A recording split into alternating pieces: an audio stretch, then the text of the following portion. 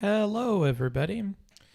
So, we are a little bit early because I am a good boy and I'm following my stream schedule to the T. I want to start a little bit early so we can have our intro and whatever just before the scheduled time, which is on your screen right now.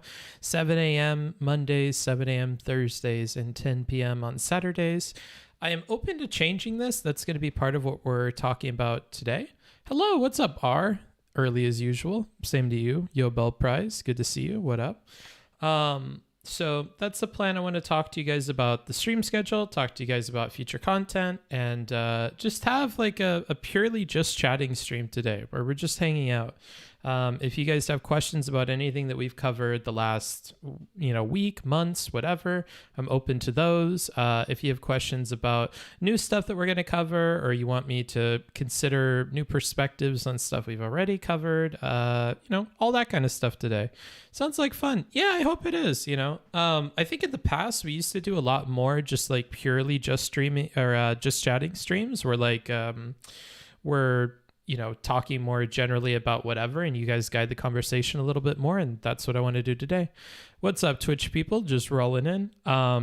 If you didn't catch that, basically TLDR, and to the VOD people, TLDR, I'm just going to let you guys guide the conversation today. So it's going to be a purely just chatting stream. I'm going to try to have as little on the screen as possible in terms of like other people's content or anything.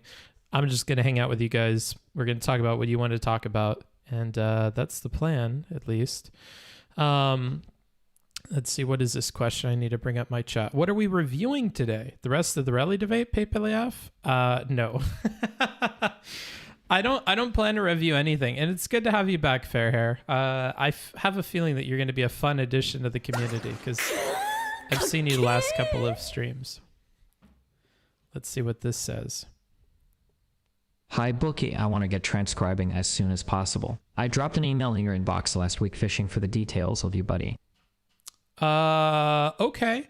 Well, this puts me in an awkward spot.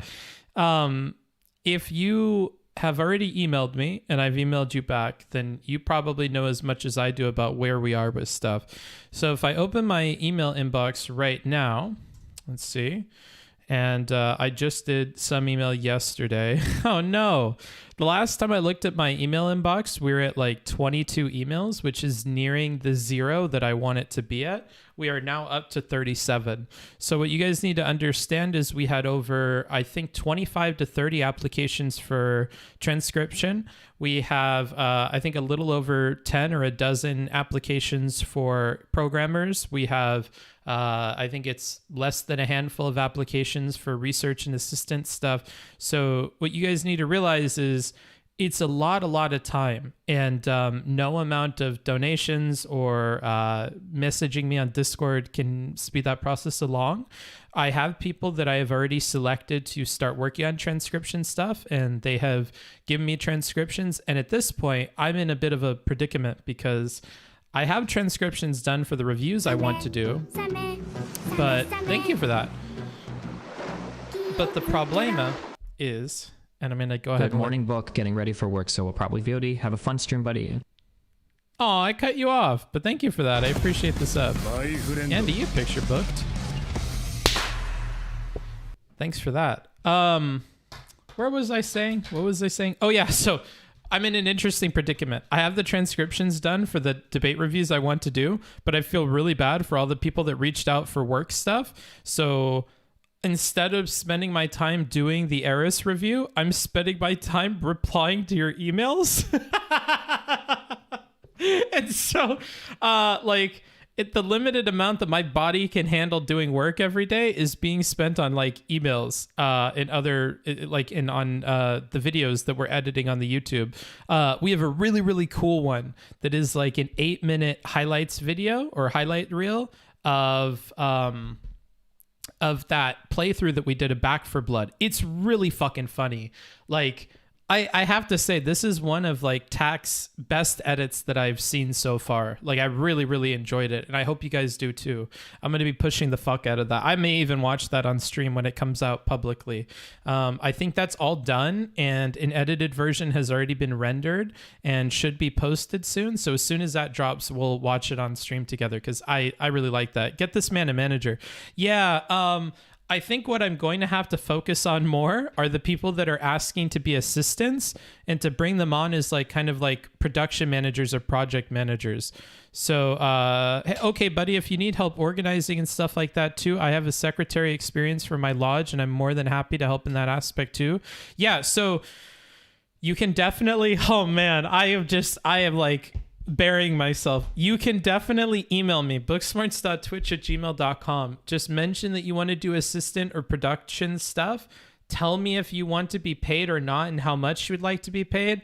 I definitely need to just toss this stuff to other people. I need to select like the problem is though that I've already started, so I don't know how I could easily like transition people over, but I guess we could have a discovery call and talk about it. But like, yeah, I'm honestly, I'm buried in emails, and it's not stopping. So that's currently my problem. Like, I see things that Google's reminding me about where it's like, received 7 days ago, reply, received 6 days ago, reply, received 7 days ago, reply.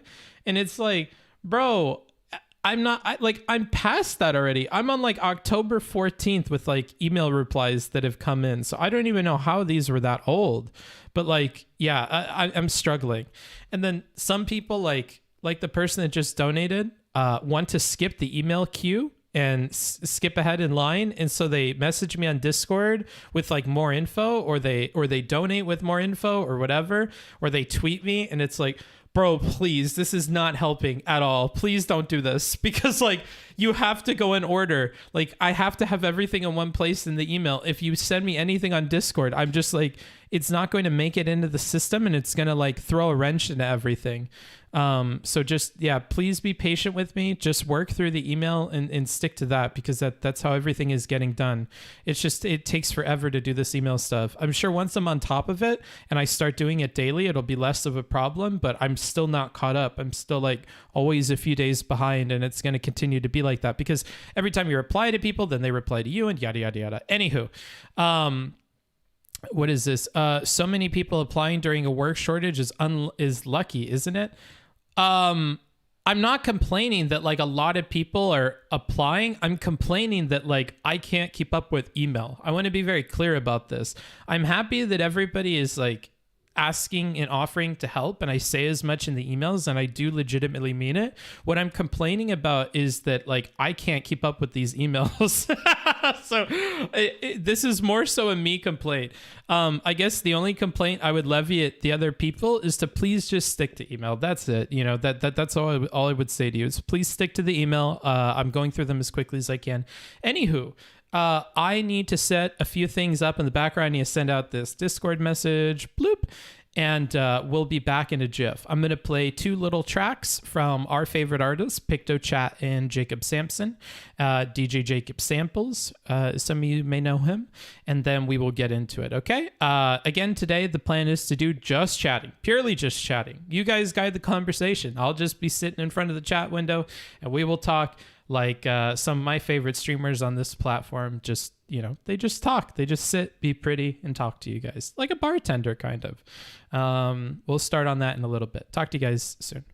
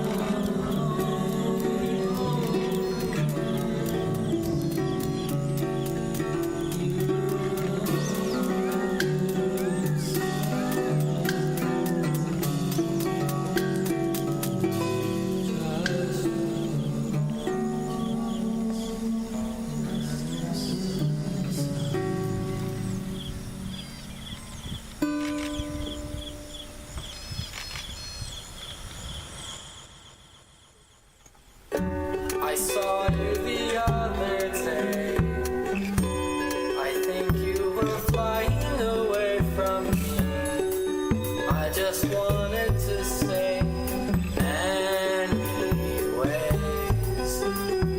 I'm trying to run away. I'm trying to run away. I'm trying to run away. I'm trying to run away with you.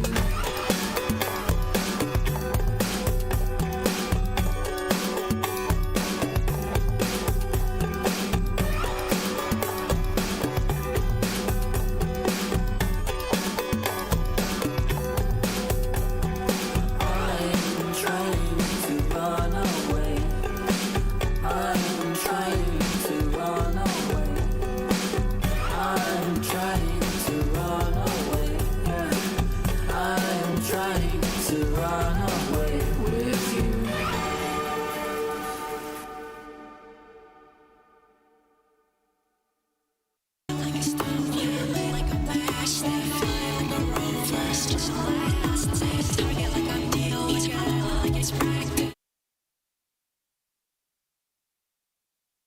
Alrighty then, let's get into it.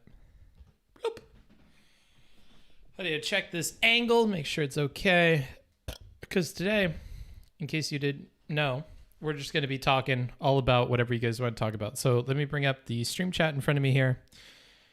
Bookfucker, hello. Hi, Fair Hair. Hi, Metal Gear Muffin. What's up, Wicked? Good to see you all here. Thank you for the follows. Cool to see new people join the community, of course. If you're new to the community, I will give one plug and then we'll get into this. Two plugs, actually. First, look at the Discord. We have music clubs. We have movie clubs. We might have an anime club. I'm trying to build up the Discord a little bit more. I'm going to be more active on there. So check that out. That's a fun little community. If you haven't considered it already, Twitch Prime gives you a free sub every single month. That would be really cool. We have a new TTS program that plays streamer voices. So if that's something you're interested in at all, the default is Destiny. And there are a few others. I haven't finished the commands for that because it's a nightmare. Like, you have to sign into like multiple Nightbot accounts and change them all. And I couldn't be bothered. So that TTS thing doesn't work. The Discord thing does though. Que fue? Yeah. How hot? Thanks, dude. I think que fue or let's do it. I'm not sure. My Spanish is very rusty, Hector. Anime Club. Yeah. Anime Club might be fun. That actually might be something I take personal control over because I do want to watch more anime. So it's something I want to get into. Second plug. We are all done. No more transcription emails, please. No more.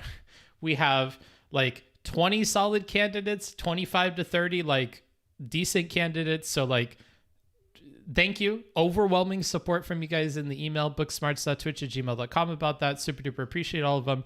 Submissions are closed. We don't need any more transcription people. I appreciate all of the offers.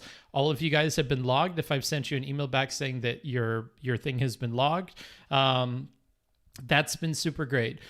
So expect to see more of those transcription things in formal reviews that we do from now on.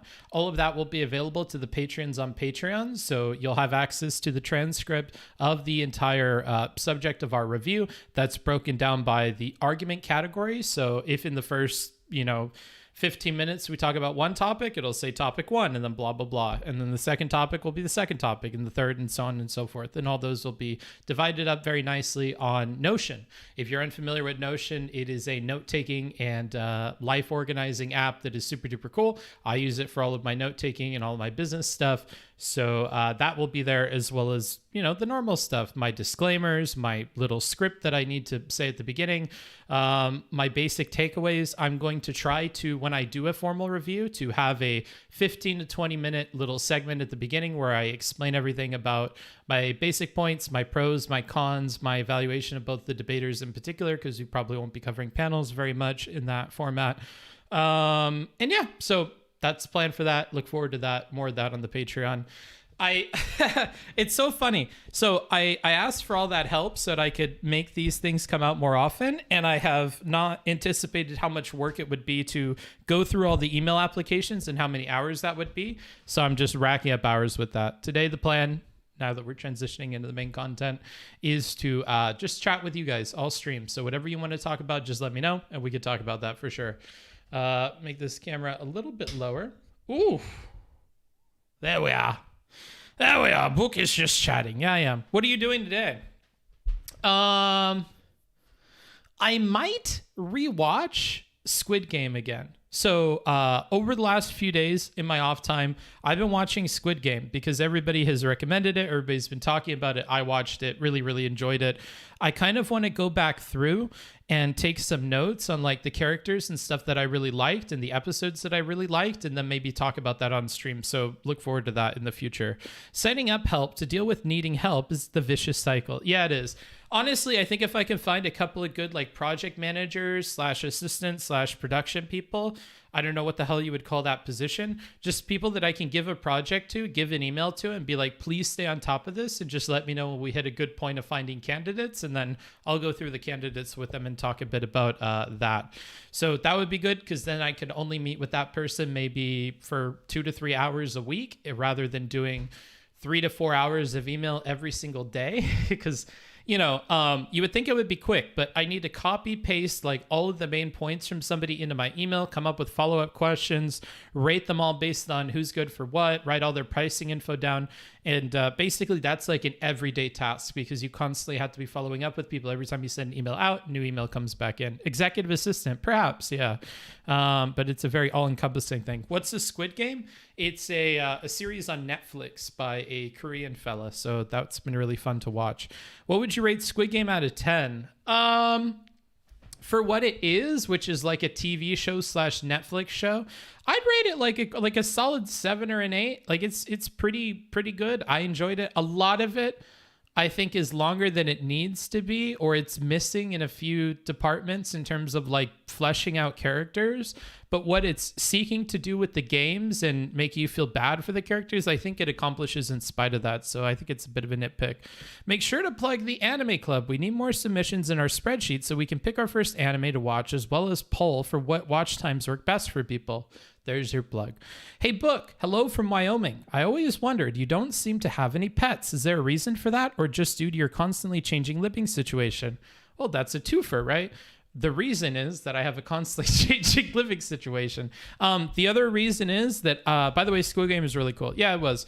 You know, part of the problem is that, like, I have a like personal anxiety about obligations and stuff. Like I'm very bad at like commitments, and it scares me to death that I would have this like financial and personal commitment that I might not be able to make good on. Like, hopefully I can make the stream into a thing that can afford that and all the people that I want to pay and stuff. But I may cut back on like paid positions that I thought I was going to take and just have a normal life and have a pet and then build up from there. Whatever disposable income I have can go back. Ollie had me dying. Yo, that whole episode 6 had me dying.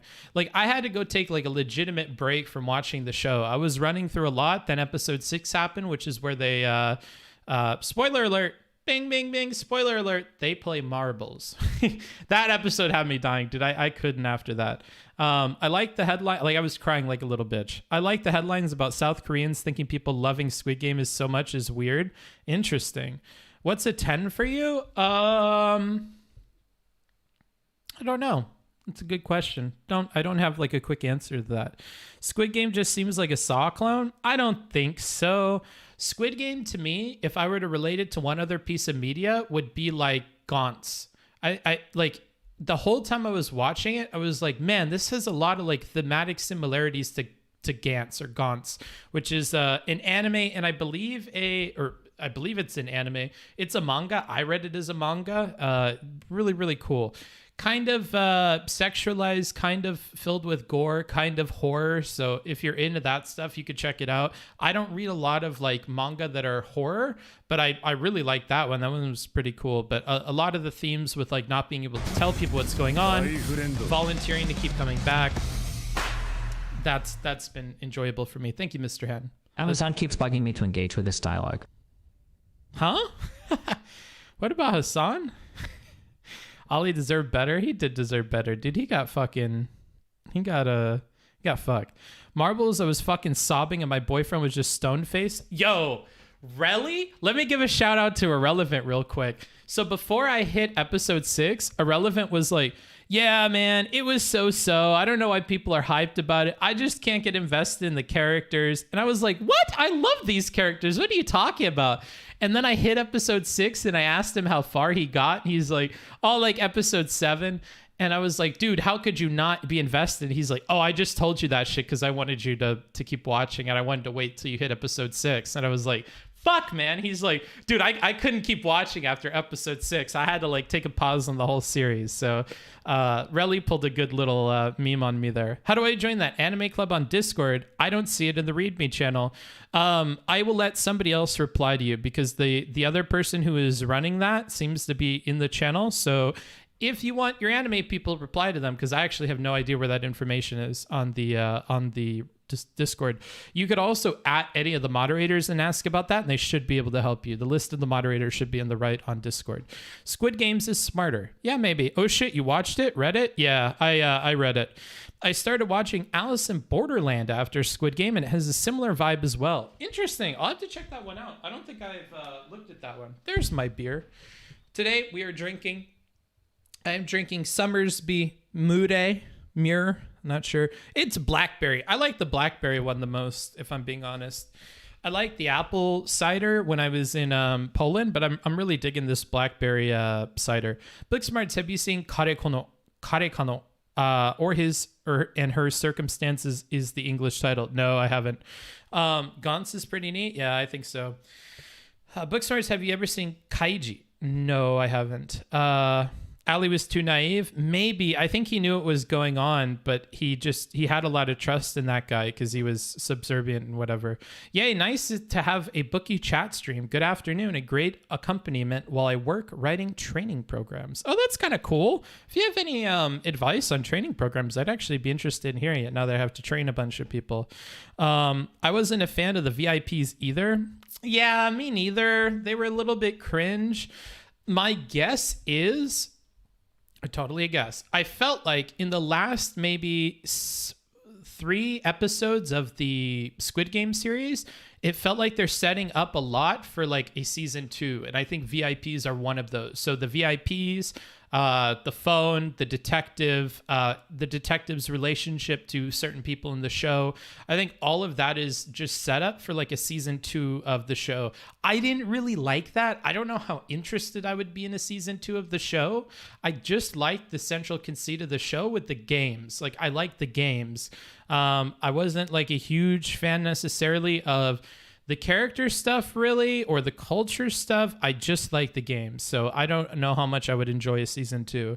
Do you fuck with the Vikings? I did watch some of Vikings, but like it just could not carry my attention to where I wanted to binge it. Like, I don't know, just a bunch of cringe white people. I like the texture on that water bottle. It looks expensive. Yeah, maybe. A little bit, huh? It's got a little bit of ribbing to it. Pleasure for him and her. Great content. Why I sulk about being unemployed. Aw. Booksmart stream make me feel less alone. Well, that's a good thing, dude. That's a good thing. You hype for the Apex character reveal? I never get hyped over Apex reveals now. How much of your day is spent working? So it depends on how we count working. In terms of track time, like tasks that I'm 100% dedicated to, that I'm time tracking, anywhere from 4 to 6 hours a day. But if we're counting other tangential stuff, like checking my Twitter, checking the Discord, watching content from other creators, it's much, much more. It's probably close to 8 to 10 hours a day. So most of my day actually is on that. Now, there are going to be whole days or whole stretches of days where I don't do that stuff as much. I do my time tracked work and I don't do the extra work. So it varies. I think they'll do something like the other Hunger Games movies where they go back for more games, but I don't know. Yeah, I think that's what they're setting up for, but yeah. What do you think they were setting up with that red hair? Yikes. No idea. As a person who cannot see red hair, I just like, it took me a second to even realize that his hair was red, so I have no idea.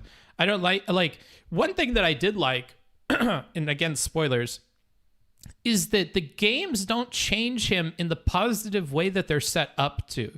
He doesn't take responsibility for that kid. He doesn't take responsibility for the old lady. He doesn't take responsibility for the way that he should be spending that money. He doesn't do any of that. Like, it basically just cuts to him like being a vagabond for like a year, and then he gets into it, which I thought was an interesting decision, I guess, because normally, like if I were to make a very strong prediction that I felt like 80% sure of, I thought that he would do all that once he left the game, but he didn't. There was this time in between that I found interesting, not necessarily in a good or a bad way. I just thought that was weird that they did that. What anime genre do you like? Slice of life. I'm a sucker for slice of life. I like the games and the character interactions in the barracks area, but I really got out of it when it just went to weird detective scenes. Yeah, because they don't flesh it out much. Like we only get a few bits of information, like again, spoilers for the thing. They just tell us that the game has been going on for a long time. We learned that somebody who was a winner previously, it sounds like, is now somebody who's in charge of it. Like, we just don't get a lot of info that I would have liked from the detective scenes. I wish we got more out of them, and then I would be more interested in that side character line thing. Yeah. Have you, like, we don't even get answers as to why those guys are getting away with, organ harvesting in spite of like the weird jail aesthetic of working for that company. Have you gotten One Piece? Hell no, brother. Hell no. What is Booksmarts talking about? I'm talking about whatever you want me to talk about, because today we are doing straight up just chatting. And I'm always going to be a few messages behind. Forgive me. Just like email, I just slowly fall behind until I'm overwhelmed and quit. At Booksmarts, have you seen March Comes In Like a Lion? Yes, it's very, very good. Do you feel that your 4 to 6 hours equals the average wages 8 hours of productivity? Maybe more. Maybe more. I would say more than the average wagey person's 8 hours. Because it has to be super duper focused. I'm not able to like multitask. It's all just like completely focused work. And that's not my understanding of the average wage person's 8 hours of work. Physical training programs for lifting, unfortunately, glute focused legs.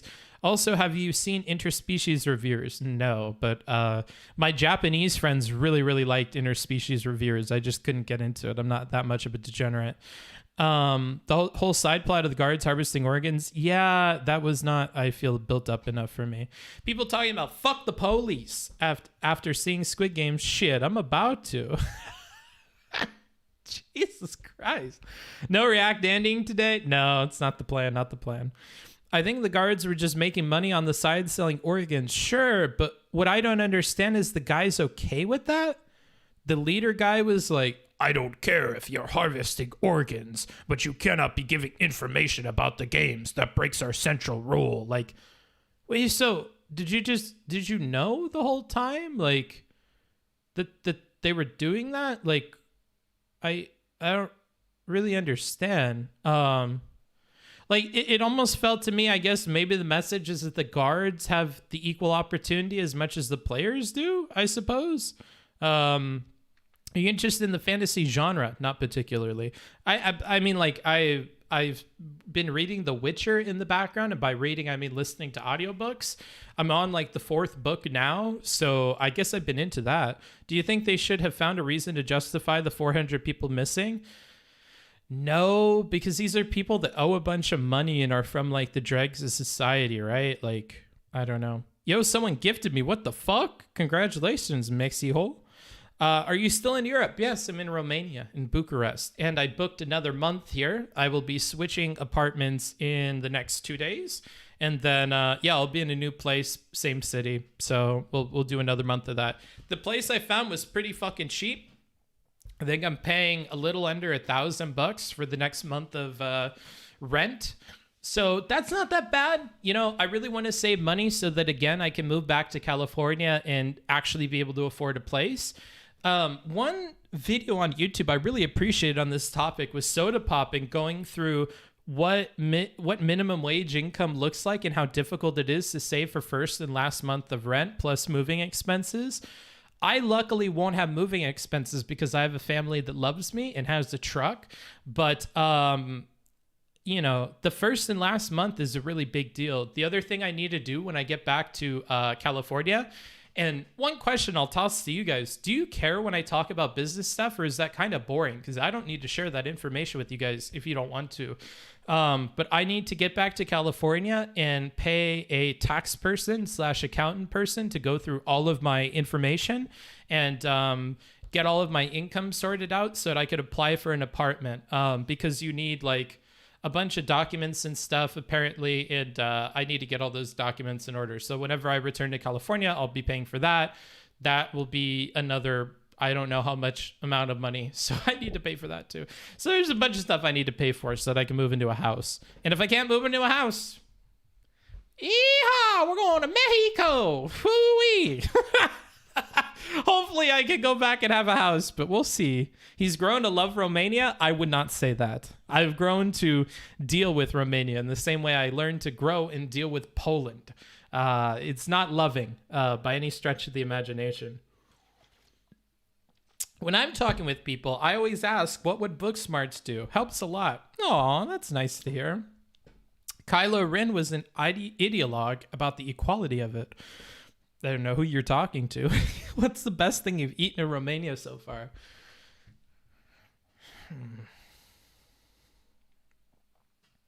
The breakfast that I cook. The best food I've eaten in Romania is the shit that I've cooked myself, dude. I'm so sorry. I've just not been impressed with much of anything here, dude.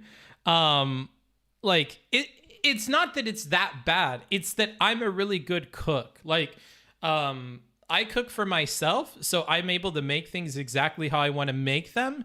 And making an American breakfast, really puts me in a good mind. I make home potatoes, and I fry them the way that I want to fry them, and I take my time and I boil them first, and then I make the eggs the way I want them, and chop a bunch of yummy vegetables and get some fajita stuff going. No, the breakfasts I've cooked have been the best meals I've had here, but I enjoy my cooking quite a bit. So business stuff is more interesting than anime. Okay, well, that's not saying much given that expression. I like it. I LARP that I have a real job and aren't just a perpetual student. Oh, it sounds like me when I did essay writing. Business stuff is interesting. Okay, cool.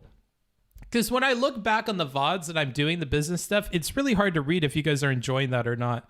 Good morning, Books. Get the crib. I'm working on getting the crib, bro. I need to get that money first. A lot of drinking, though. I actually haven't been drinking a lot here. I know on stream you see me with this, but that's not the case. Thank you, Ald Melder. Let's hear it. Crazy to think it's been a year of paying for perpetual book fucking. Congratulations on your 12 months. I personally think the business stuff is really interesting, but I might be a weirdo. I think I'm a weirdo too. It's interesting to hear the behind the scenes of content creators. I like all that stuff, the behind the scenes, but I also realize I'm a content creator, so I'm self-selecting. Why Cali and not a cheaper cost of living in a different state? Because all of my stuff is in California and I don't have a car to move all of it, so it would be a logistical nightmare to have to move all of it. Plus, I wouldn't want to live in America just to live in America. I'm not interested in living in the US for the sake of living in the US. If I'm not living close to my family and my content creator friends, I would rather just not live in the US and live somewhere else. And that's the difficult thing. I don't want to be independent with a pet and everything that I want in a random state where I'm far away from my friends and my family. If I settle down and do all of that, I want it to be close to family, and all my family is in California. So that's how it is. Now, I'm considering maybe a move to San Diego because it might be cheaper. And then I could just ride my motorcycle up the coast 50 miles to hang out with family and friends, or take the train, which I really, really enjoy. Yeah, that's where I'm at, dude. It's just, I would rather not be in the US and not settle down if I can't do it next to my family. Booksmarts probably chose the worst places to visit ever. Probably, dude. Some countries have really bad food. True. I don't think the food here is necessarily super bad. It's just I also can't go to restaurants, people. You have to realize, 2 weeks into living here or 3 weeks into living here, they passed this thing where you need the vaccination records to go eat at a restaurant, and my vaccination records don't count here, and I can't get new vaccines. I repeat why that situation is the way it is every single time I stream and talk about it, so I don't care to repeat myself, but I can't go places. Fun fact, there's a thumbs up button each individual watching this stream can use. What the fuck is that sound? It's funny. It's from a prank video. Do you need your stuff? Yeah, my stuff from California, probably, so I don't pay for a storage unit every single month. is a professional couch surfer. Kind of. I mean, it's always Airbnb. It's not like I'm couch surfing. Business Smarts is the only smarts. Keep up the good work. Cool. Thanks for shouting out the club. We got submissions pouring in now. We'll hold our submission raffle sometime this week. Okay. Look forward to that for the anime club. What is the best place you visited? Switzerland. Hands down, Switzerland. Switzerland is one of the most interesting countries I've ever been to. Switzerland has a very diverse set of languages, cultures, a very interesting government. It's crazy. You go to the bottom right-hand corner of the country. I'm not going to use cardinal directions because I'm a plebe. You go to the bottom right-hand, and it's all Italian. Everybody speaks Italian. And right across the lake, you can see Italy. You go to the far left corner and you're by France and everybody speaks French. You go north of that, you're in Germany and everybody speaks German. You go to the far west but north and you're in Graubünden and you're in the mountains with mountain people and proper Swiss. So very interesting. Lots of mountains, lots of beautiful places to look at, lots of interesting wealthy people. It's just super expensive to live there. So that's like, last stage of my life probably. Did you get a booster yet? I cannot get a booster. I've already explained this, so I'm just not going to talk about this topic. You said something about maybe getting a pet when you get a place. A dog. Definitely a dog. It would be like a proper dog. Probably like a purebred dog that I can train that's going to be intelligent. And I'll just dump a bunch of time into it. No need to answer this if you've already talked about it, but how was the cost of living when it came to food and Airbnb? So the Airbnbs are not bad. They're comparable to like Mexico prices, so that's not that bad. I think the floor of prices for Airbnbs is higher than Mexico, but the average price that has all the amenities I'm looking for is right around in the same area, surprisingly. In terms of the cost of food, it's cheaper. I'd say it's more on par with like Polish prices than it is like Western European prices. So the food prices are not bad. Like I went to the grocery store and got a shit ton of stuff for like 120 lei, which is 4, 8, 19, 11, 12, maybe like 30 something bucks. And I filled up my whole basket and got a bunch of food. So not too bad. I don't worry about paying for food here. I had to worry about paying for food in Switzerland. If it wasn't for my generous host that paid for like most of my meals, I would be very scared to be exploring in Switzerland because everything is very, very expensive. As much as 3 to 4 times what I would normally pay at a restaurant everywhere. So kind of crazy. No need to answer this if you already talked about it, but okay, I already answered that. Switzerland has very diverse white people. Yeah, it does. That sounds really bad, but yeah. I'm surprised you haven't run into any internet issues. No. That's a Steven specific thing. I don't run into internet issues anywhere that I go. And I don't even have phone internet, okay? Like I haven't got a SIM card since I was in Poland. So I just don't have internet on my phone. It feels like back in the day where you would like just take a screen cap of the map and then use that. Your book's scuffed tonight. No scuff tonight, bro. I got to go to bed. I paid $25 for a pizza in Switzerland. We paid much more than $25 for a pizza in Switzerland. Yeah, but yeah, internet's not too big of an issue out here. I got an Australian German Shepherd mix, and he is wildly smart. Smart dogs are definitely the way to go. That's how I feel as well. And I don't want to get like a terrier or something again, because terriers have a lot of problems when they're younger that are annoying to deal with. They're cute dogs. They're the perfect size, but it's not really what I want. But yeah, I would probably go for a collie or a shepherd of some sort. Border collies can be way too intense. They most certainly can. Like I'm rethinking the idea of getting a border collie because they need a lot out of you as well. And I just don't know if I have that much time, but I might get a shepherd of some kind, like some kind of shepherd mix. I may even be okay with going for like one of those Australian cattle dogs or whatever. The interesting colored ones, that might be cool. Geneva is the most expensive city in the world. Yeah, Geneva was certainly pricey. Eastern European internet is better than Western European internet. I can't comment. What I can comment on is Eastern European internet is better than Western United States internet. Yes, finally got Trainwrecks TV to work. Yeah, there you go. What's been your favorite place so far? Switzerland, as I said before. And to be specific, it would be the city of Lugano in Switzerland. The absolute best dog I've had was a Springer Spaniel, small, insanely smart, and extremely friendly. Yeah, sounds cool. I have a Terrier Retriever mix, and it is amazing. Our dog is a mix of a Labrador Retriever and some kind of Terrier.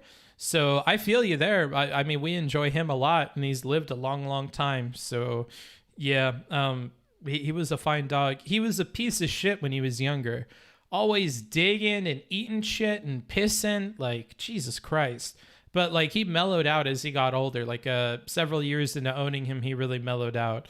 And now he's fine. He's like a perfect indoor dog and not too big of a problem. And barking, holy fuck.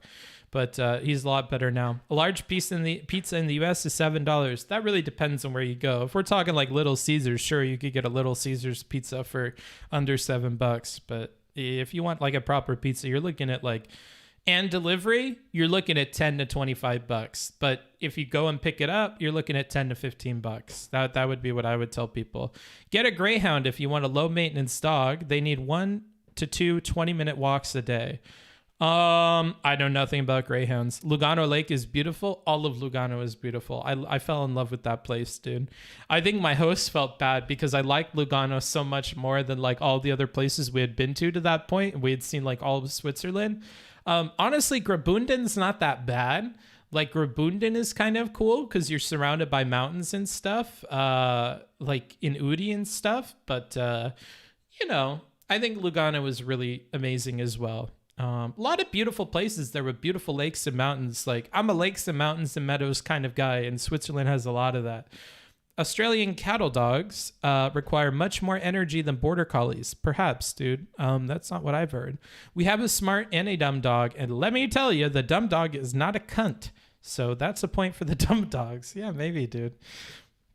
Actually, the best dog I had was a cross lab and collie. He got the chilled vibe of the lab and the easy training of the border collie. That sounds like an amazing combination. Lucky you. Border collie dogs are like agility dogs. Lots of energy, require a lot of playing and long walks, can learn amazing things, but I think they require a lot of attention. If I was still doing essay writing, I would definitely get a border collie because with essay writing, I can shirk off a lot of the responsibilities for work whenever I would need to onto my underlings and enjoy long periods of time off to train the dog and to go on trips with the dog, etc. So yeah, if I was still doing essay writing, I would. Streaming is not like that. Streaming is like a very proper job. That may trigger you guys. You could warp that into a way that it's not meant to be warped into, and that's fine, whatever, to each their own. But what I mean by a proper job is like this requires dedication over a very long period of time, and breaks and stuff you're punished for them a lot.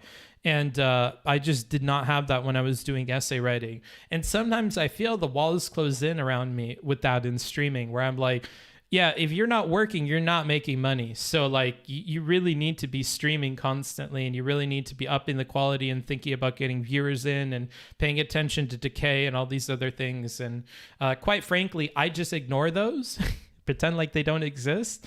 But they are things that I should pay more attention to, and I likely would need to if my cost of living would be what it would be in the south of California. So if I lived in Southern California and I had to pay like anywhere from $1,500 to $2,000 a month just in rent and utilities, and then on top of that, I had to pay for like the office and all of my Twitch staff, it would be quite costly very quickly, and I would really need to like make sure I'm treading water with a lot of energy just to tread water. Like it would require a lot of work and dedication just to make sure I'm making enough to like not miss rent. And I really don't look forward to that, but I think I need to do that. Oh yeah, Eastern France, Southern Germany, Northern Italy, and Austria sound like great places for you. Beautiful nature, tons of culture, and pretty good food. And coffee. I like coffee. I like coffee and pastries. Good stuff there. What did you think overall of Poland? The people are saddening. The weather is saddening. But everything is cheap. Once you get rich, you should definitely return. Yeah, probably. I would love to live in Switzerland or, for like a short time, maybe. People who have never tried to do content creation for YouTube or Twitch don't understand the time investment and how draining it can actually be. Probably true. Yeah, if you have a dog that's too demanding /not compatible with a 9-to-5 schedule, it's really hard to deal with. Yep. Should we expect any Booksmarts trips to Southeast Asia, or will it be California Smarts after this trip? Southeast Asia is not on my plans at all. Japan is, but I don't think that Japan will open. Let's see. If I had to give a prediction.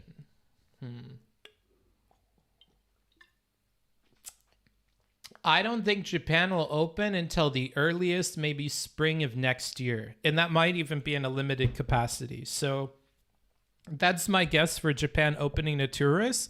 Right now, they're like completely closed. But Japan's the only one I would consider. Sup, bro? What up, more naughty?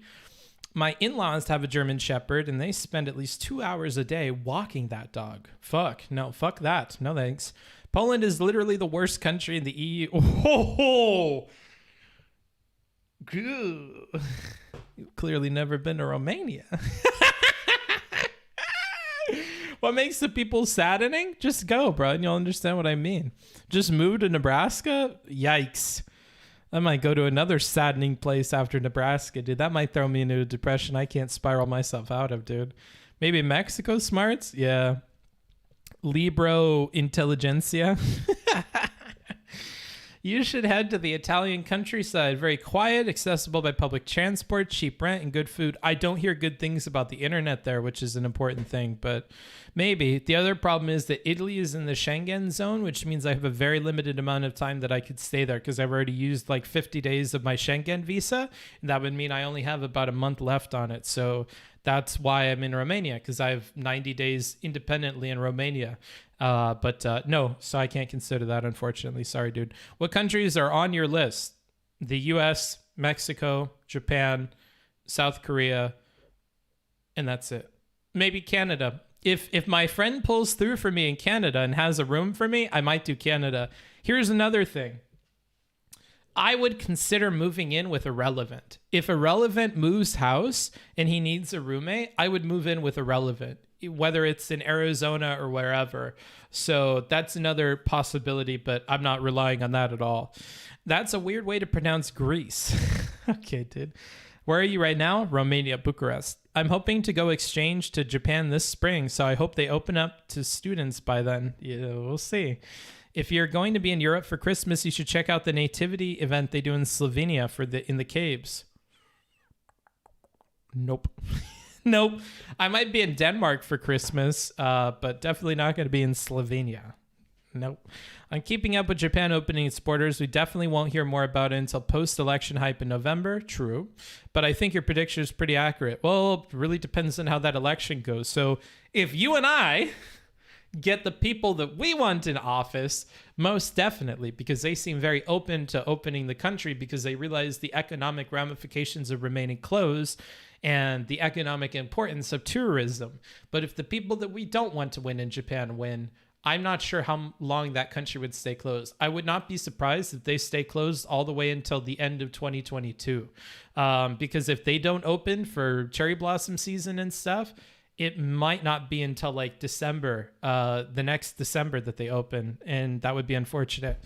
Have you been to any former USSR countries? I don't know the history, so I would tentatively say maybe not. Done with Europe for now? Kind of, dude. I want to go back home. I think would be very bad for their economy if they missed another soccer season with tourists. Probably. But it might also be bad in terms of COVID stuff if they open up for soccer season. And my understanding is that the other half of the government that's running in November, they're of that opinion. So depends, dude. Depends on your perspective, right? Chile is very pretty. Yep, Chile is also... Never mind, I'm not going to say that. It's getting cold up here in Canada. The high for today is around 12-ish C. Well, you should have given that in Fahrenheit, given my predisposition for American things. Twitch chat, rise up. Book's mom is right. In case you guys didn't know, my mom is an avid Twitch chatter. She thinks that the Twitch chat is the better chat, and she thinks you guys are funny and shit. She tells me every time I talk to you guys, she's like, your chat is just so funny. They really know how to get under your skin, huh? Sometimes they'll just say something and I just like can't help but laugh. I don't care which chat Book's mom prefers. If she's a Pepe poster, it's all good in my book. I bet you she's a Pepe poster. I bet you, dude. And if she's not, then I'll convince her to be. Twitch is the better chat, but YouTube is the better website. There you go. You can take solace in that. I think that's a fair statement. In retrospect, what would you change about your EU trip planning? Pay somebody else to do it from the very beginning. The same thing that I would change about asking for transcribers and editors. Make sure that somebody else does that work from the very beginning. If I would have just paid somebody, if I would have had an email that's like, Booksmart's EU trip 2021 or something, and I just gave that email to like an assistant and I said, hey, respond to all these, put them in a Notion document, and then plan out my schedule, restaurants I should go to, expenses, and all of that, that would have been a much smarter way of doing it, but it wouldn't have been something I would have considered at the time, so unlikely it would have happened. Don't crowdsource trip ideas from chat. Well, I think crowdsourcing trip ideas from people that email me was a really good thing. That worked out every time I did it. Every time I put the responsibility of planning the trip in the hands of somebody else, it worked out really, really well. Come and chat, more like come and chat with how sexy Booksmarts looks today. Damn, bro. Actually, let me go ahead and change something.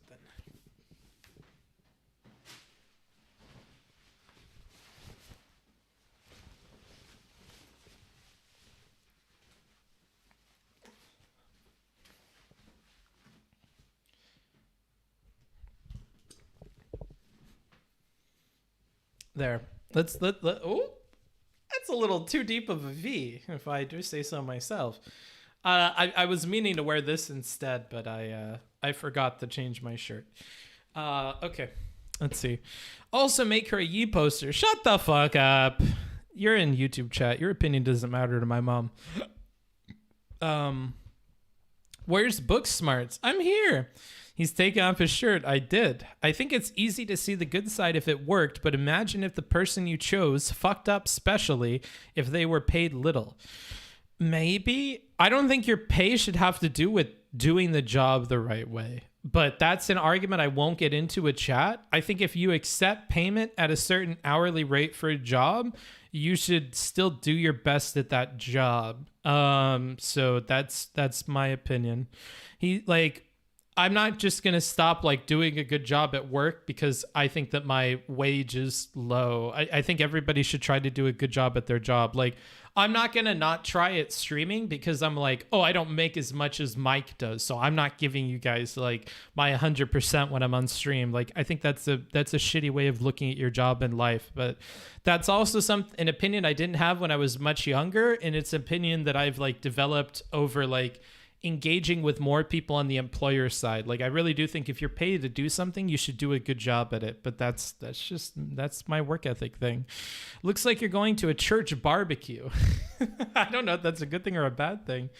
Book, for sure that is how it should work, but in reality, when salary is low, people slack. Yeah, that's the reality. I'm just saying I don't like it. Hey, imagine if the drama stream / rant after your planner person sends you to the wrong country. The content would be golden. There you go. We'll get a certain somebody of 8K moment.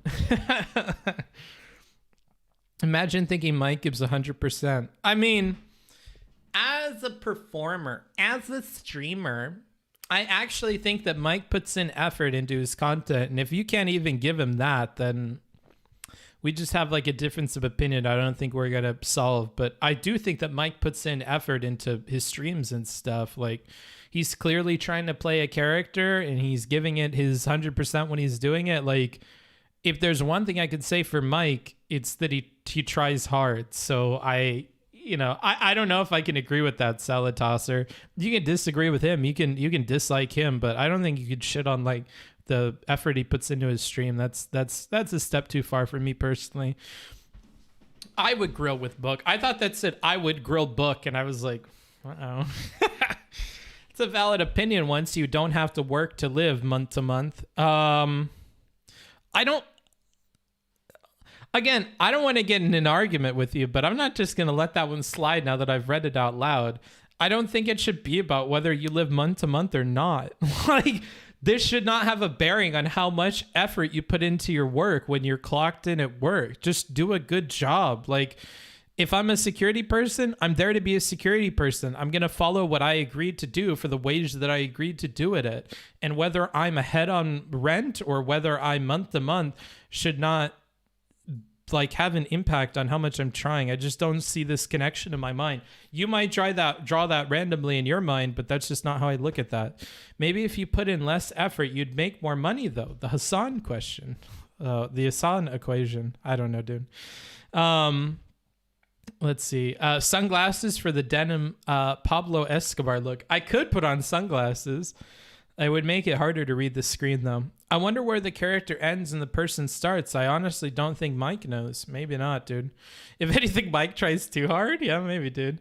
I like the Booksmarts Kim Jong-il cosplay look. Yeah, I'll have to lean more into that when I get back to Cali. Because then I'll be smoking and I'll have a reason to have the glasses on. You can't expect to have anyone want to give you more if you don't put in the effort. Even if that a different employer or the one you currently work for, there's an opinion that I'm not necessarily disagreeing with. If you don't want to argue, that's okay. I'll stop. Yeah, remember, it's okay that we have different opinions. Like, it's totally fine. It doesn't necessitate an argument over it, right? So you're saying the cringe clip of Mike touching Bad Bunny's shoulder was him playing a character? I prefer really not to speak. If I speak, I am in big trouble. In big trouble. And I don't want to be in big trouble. Doing one's best at all times as a streamer is also a good way to make people like your content for the future that I feel like some people who don't put in the effort overlook. True. Based. Should you make more effort even if your supervisors take advantage of you? I don't know. That's a weird situation. But every job I've taken makes me do more work than is on my job description. Well, not the situation I'm talking about, right? Honestly, I would try harder if I were month to month. Also, it's so annoying to open Twitter and see new drama daily. I would delete all my socials if it weren't for family that follows me there. Yeah, I mean, I've been very tempted to just follow a bunch of hentai artists and stuff on Twitter so that my feed is more enjoyable. And I've done that bit by bit, not necessarily hentai artists, but just artists in general, so that I get like art in my feed when I scroll through it, because that makes me feel a lot better.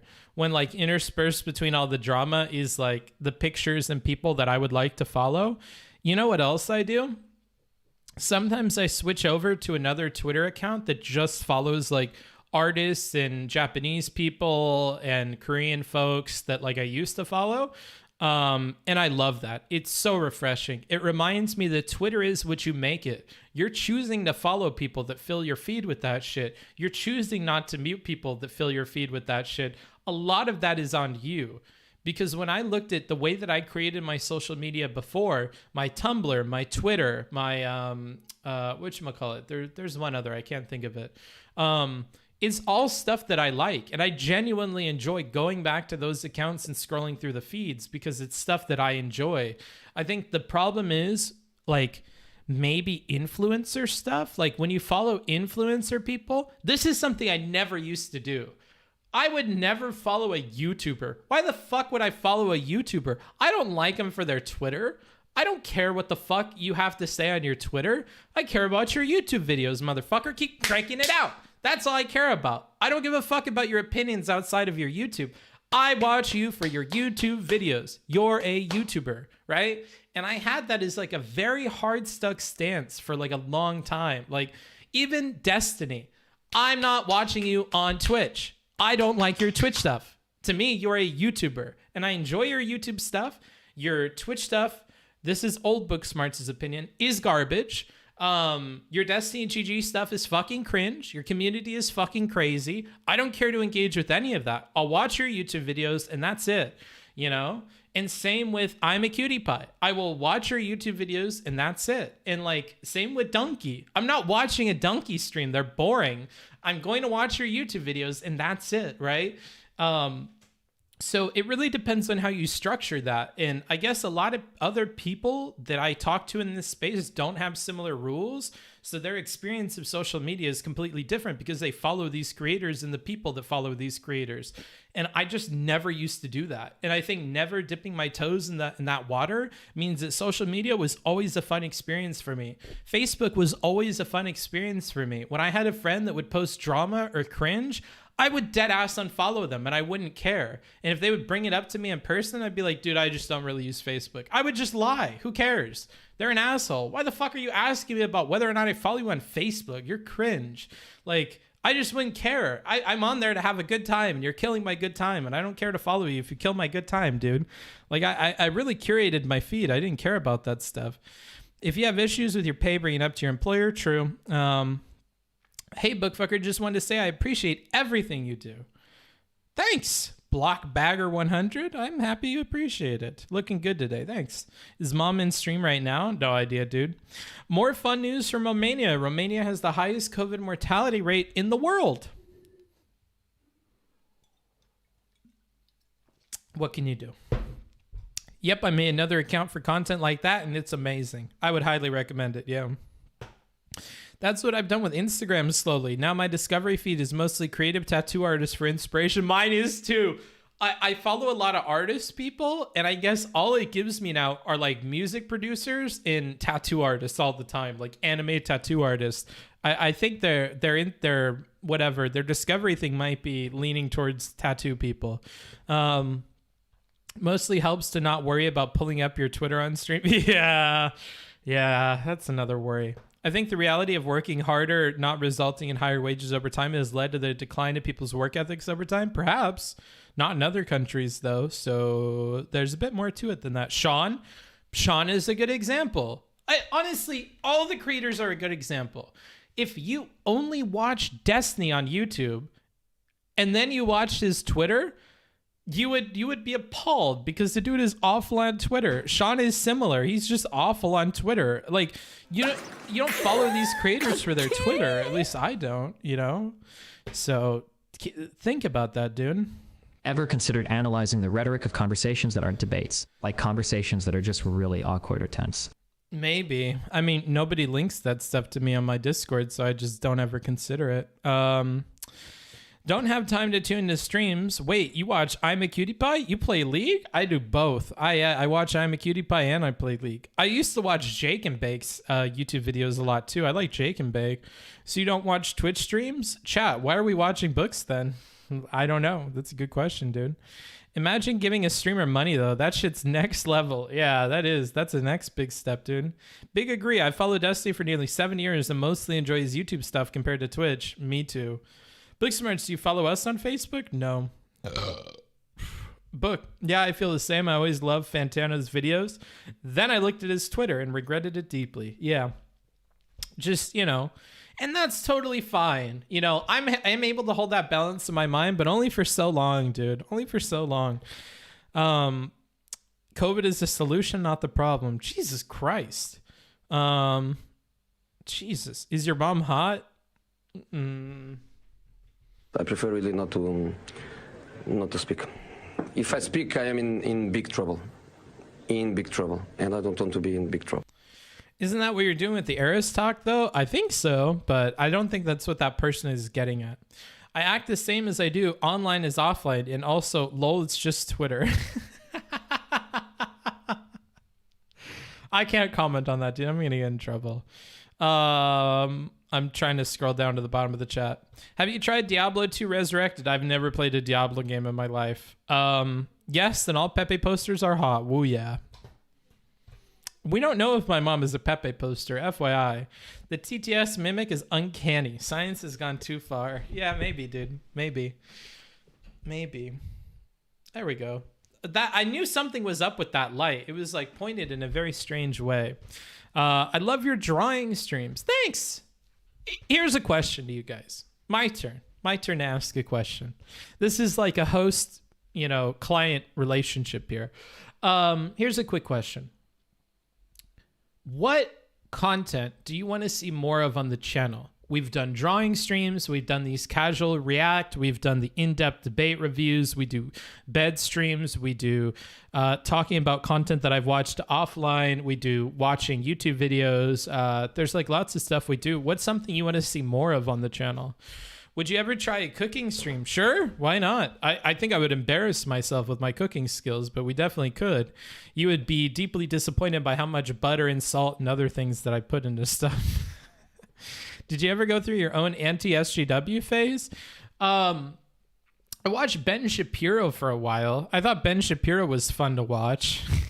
I thought Jordan Peterson was fun to watch for a while. Not for his political takes. I was really taken aback by his like religion and psychology content. I like that. I think I still do like that.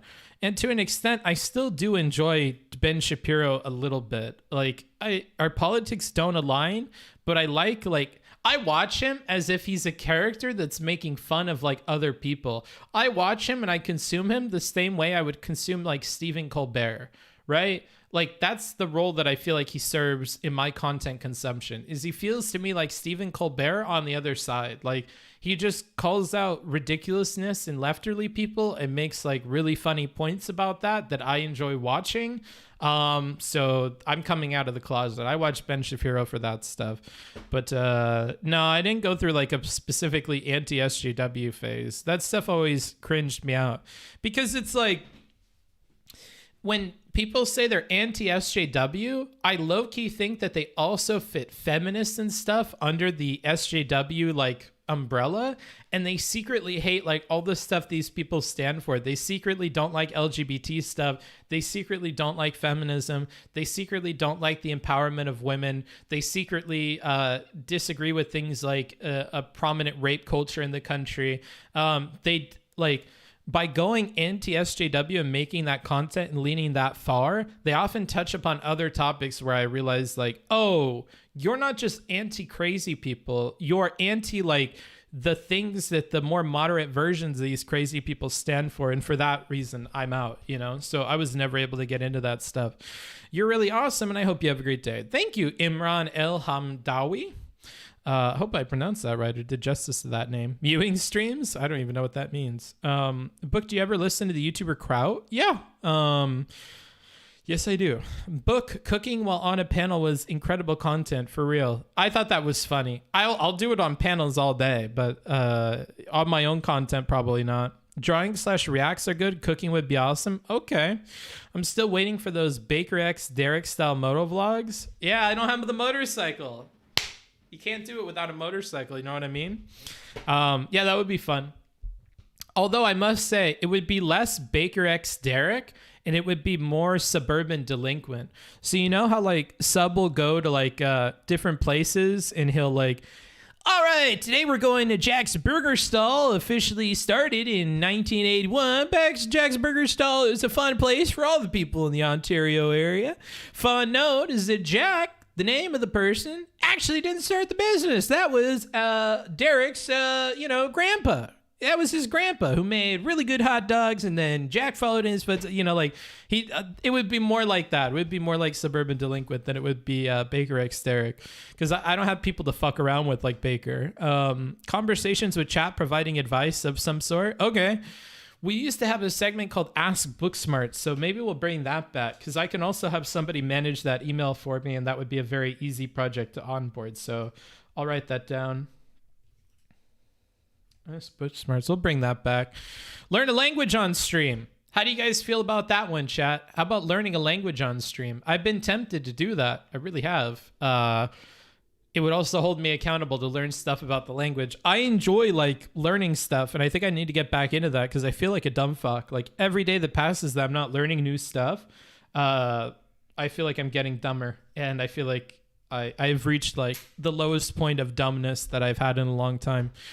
Jordan Peterson is based, agreed, not amazing on politics, but everything else is good. Maybe. Book here is something, his diet stuff is not good either. Book here is something that I think could improve the drawing stream. Those streams are the chill streams, or I would expect chat interaction to be greater, and I feel sometimes you kind of go off and stop reacting to chat for 30 minutes.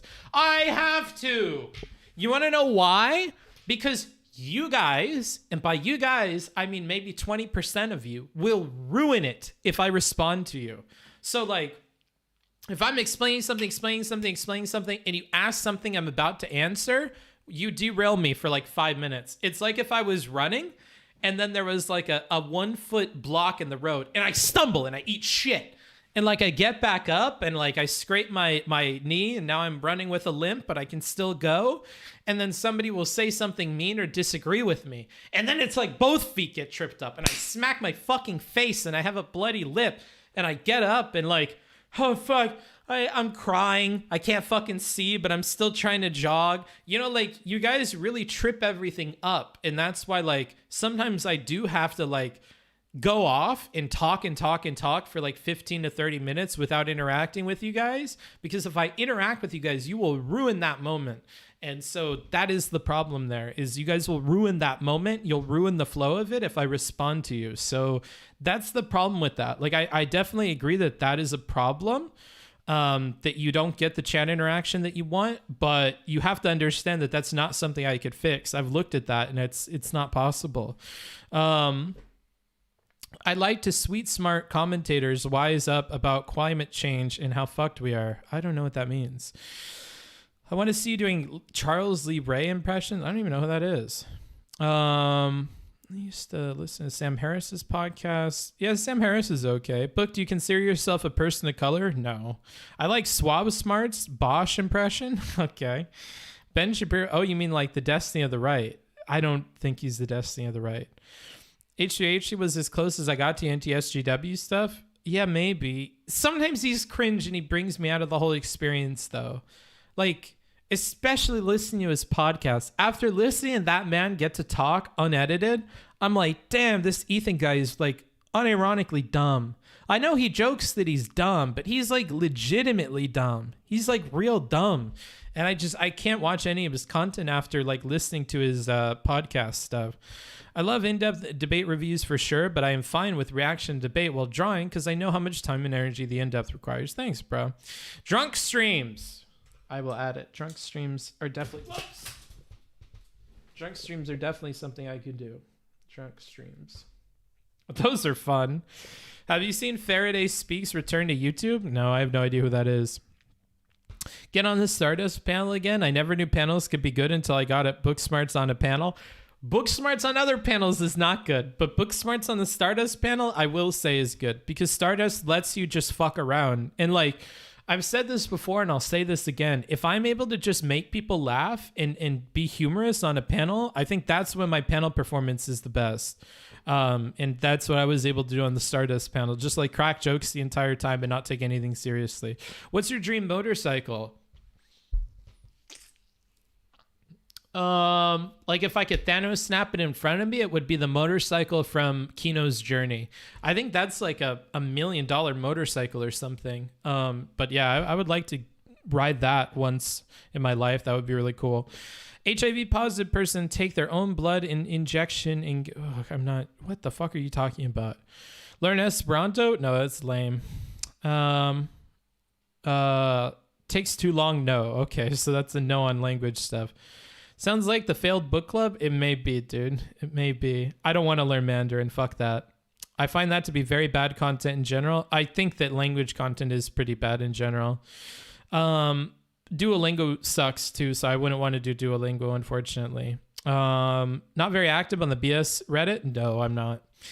Geography on stream. Okay, we could do geography. You mentioned doing characters while streamer doing reviews of debates and such. I thought that might be funny if you had like a Steel Smart, Straw Smart segment to dissect arguments like that. That's funny. I'm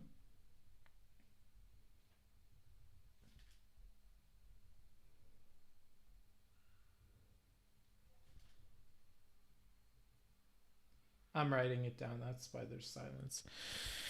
There he goes again. There what goes again, dude? Nobody's paying attention to you. Rundown of nice news from the UK to cheer up UK fans? No thanks. You guys have to suffer. You guys got to get your fucking country back from those ignorant people. And I'm not fucking cheering you up. This is not the time for cheering up. This is the time from, unfortunately, grabbing your fucking bootstraps and grabbing your other countrymen up and educating them and fixing your fucking country. I don't think you guys deserve to be cheered up. You guys deserve to be miserable because you let your country go down the shitter. Same with American people. You want to learn something? You should play a Zachtronics game on stream. Maybe, dude. Language and research streams. Research stream sucks. I'm learning Japanese is actually fun, and watching anime as a hobby makes language learning more fun. Yeah, I miss doing like I+1 sentences and stuff while watching anime. That was nice. Evening, Mr. Booksmarts. Are we chatting in good faith? I believe so. So the issue is that you suck at running because you keep tripping. Solution, don't run. Shut up. That feeling of dumbness only increases with age, brother. Doesn't have to be stream content, but push yourself to keep learning. You won't regret it. Okay. I'm going to try to speed through these and catch up. You enjoy the drawing streams where you explain the debate analysis stuff by writing it out or drawing it out. I have trouble with words like comprehension, but then the drawing part helps. Cool. Good to hear. If anybody else feels that, let me know. I'm not watching this H3 clip. We're not reacting to stuff. Review the rhetoric, conversations, and media like shows or movies. I don't really want to. I barely like watching the debate stuff, dude. I really don't. I hate that. Honestly, I'll be real with you. It's coming to a point where I hate doing it. It is. It's really coming to that point. I really don't enjoy doing this rhetoric review shit. I really don't. And I thought maybe bringing people on to help with the boring parts would help, but I still just agonize over the actual act of getting down and writing it because I just don't enjoy that content anymore. That's mask off, honestly. I just don't enjoy that shit anymore. I feel like I'm fine with doing the React Andy stuff, but I'm sick of putting in so much work and everybody else puts in no work and gets like, a similar better result, and I'm kind of done with that stuff. I kind of over it. Book on other panels does feet fetish porn midstream. What? I used to be into edgy new atheist videos. Okay, cool. Any news on your website? Nope, none so far. Rosetta Stone streams okay? I won't. GeoGuessr streams? Those are boring. I just looked up Kino Dream Motorcycle IRL, the Bro Supreme SS100. That sounds about right. It should be really expensive. If you built back the bridge with Dylan, will you go on a show again? I prefer really not to speak. If I speak, I am in big trouble. In big trouble. And I don't want to be in big trouble. You should do a pilot stream where you test all these ideas out at once. I'll write that down. That's a good idea. Because here's the thing. If I just have 3 or 4 days a week that I stream and I just have one day dedicated for everything, like one day is just chatting, one day is review, one day is this, one day is that, then I could just treat this like a normal job and quarantine it in my brain and just treat it as work. And I think that would be a healthier relationship with streaming than doing it every day. Drunk book playing Apex was the best content. Okay, I did. Imagine Booksmarts analyzing Mandarin debates. No thanks. Is the Dylan Bridge burned? No. I thought you were just banned from Hippy Dippy. I have no idea what the state of that is. I'm pretty sure he'd be okay with having me back. It's just I have no comment on the idea of coming back. Roast Smart streams? Maybe, dude. Those get me in trouble. Any news on your website? None yet. What do you enjoy? Besides fucking your mom? Let me think. I do a lot of fucking your mom. I enjoy anything that is not related to my work. That's the problem. Honestly, chat, I really enjoy shit that's just not related to my work, where I feel like there's no connection or rhyme or reason that it should relate to my work at all. I enjoy my podcast. I enjoy my like books. I enjoy my Netflix series. I enjoy my YouTube rabbit holes. I enjoy that stuff. I like anything that turns into work, which stream is turned into, everything it touches turns to shit. And so that's honestly just where it's at. React Andy is always fantastic. Just need to finish the vids. It takes forever, dude. I don't have the endurance. You know what I need? This is going to sound really bad. I think weed really helps with getting through that stuff. Like, if I did the 3 or 4 hours that I could stomach, and then we took like a weed break, where like I'm just on stream smoking with you guys for like 20 minutes and then we continued and I was just stoned out of my mind. I'm just like, you know what? Vaush kind of has a point here. Like, isn't this all arbitrary? Like, Rele's always going on about arguments and fucking holding this guy accountable and fucking like, why does he even care? You know, why does he care? Has anybody ever asked that? Like, why does Rele care what Hassan does? Like, why does Rele care so much about what Hassan does that he's got to argue with Vaush about caring about what Hassan does? Isn't that strange? Is that like weird? I don't know. Maybe I'm ranting. That would be good. I could do that, dude. I could do that, but fuck, man. I can't handle the rest of this. Fuck, dude. No more debate review all league streams? No. I remember you ages talking about anime reviews and the possibility of doing them. Is that still on the table? It for sure is, dude. Have you seen Midnight Mass? No, I don't even know what that is. History Smarts, where you have like a half-hour section, no chat, just talking about something you're really passionate about? Huh. I don't know if it would be history related, but like a 30-minute section about like an interesting topic I could do. Like, there's so many of those I have all the time. Okay, this is going to sound really weird. I promise I'm not a crazy person. Have y'all ever thought about the placenta? Have y'all fuck with the placenta? So I listened to this podcast about the placenta, and it got me really thinking. I never think about the placenta. This is kind of a pog thing. And then I got caught up in like reading like biology stuff about the placenta and reading like recent research about the placenta and reading about like indigenous peoples and the way that they use the placenta. And I was like on a placenta kick. Yeah, that's like stuff I could share on stream that I just really avoid sharing because I'm like, this is really weird. Like I catch myself like 4 or 5 hours into that and I'm like, why do you have 20 tabs open on the placenta? And then I just close them all and I pretend like it didn't happen. So yeah, I could definitely do stuff like that because I do randomly get stuck on stuff for a long time. Weed helps with that process as well. Honestly, I just really miss weed. I think that was IRI's take. IRI's take on what? What is a mecha film and why it might Ratatouille? I saw that. I liked it on Twitter, but I'm not talking about it. Smoke then. It helps me stick with things I can't focus on too. Yeah, maybe it's like a ADHD thing. I don't know. Booksmarts becomes an LCS commentator. I would love to. I actually...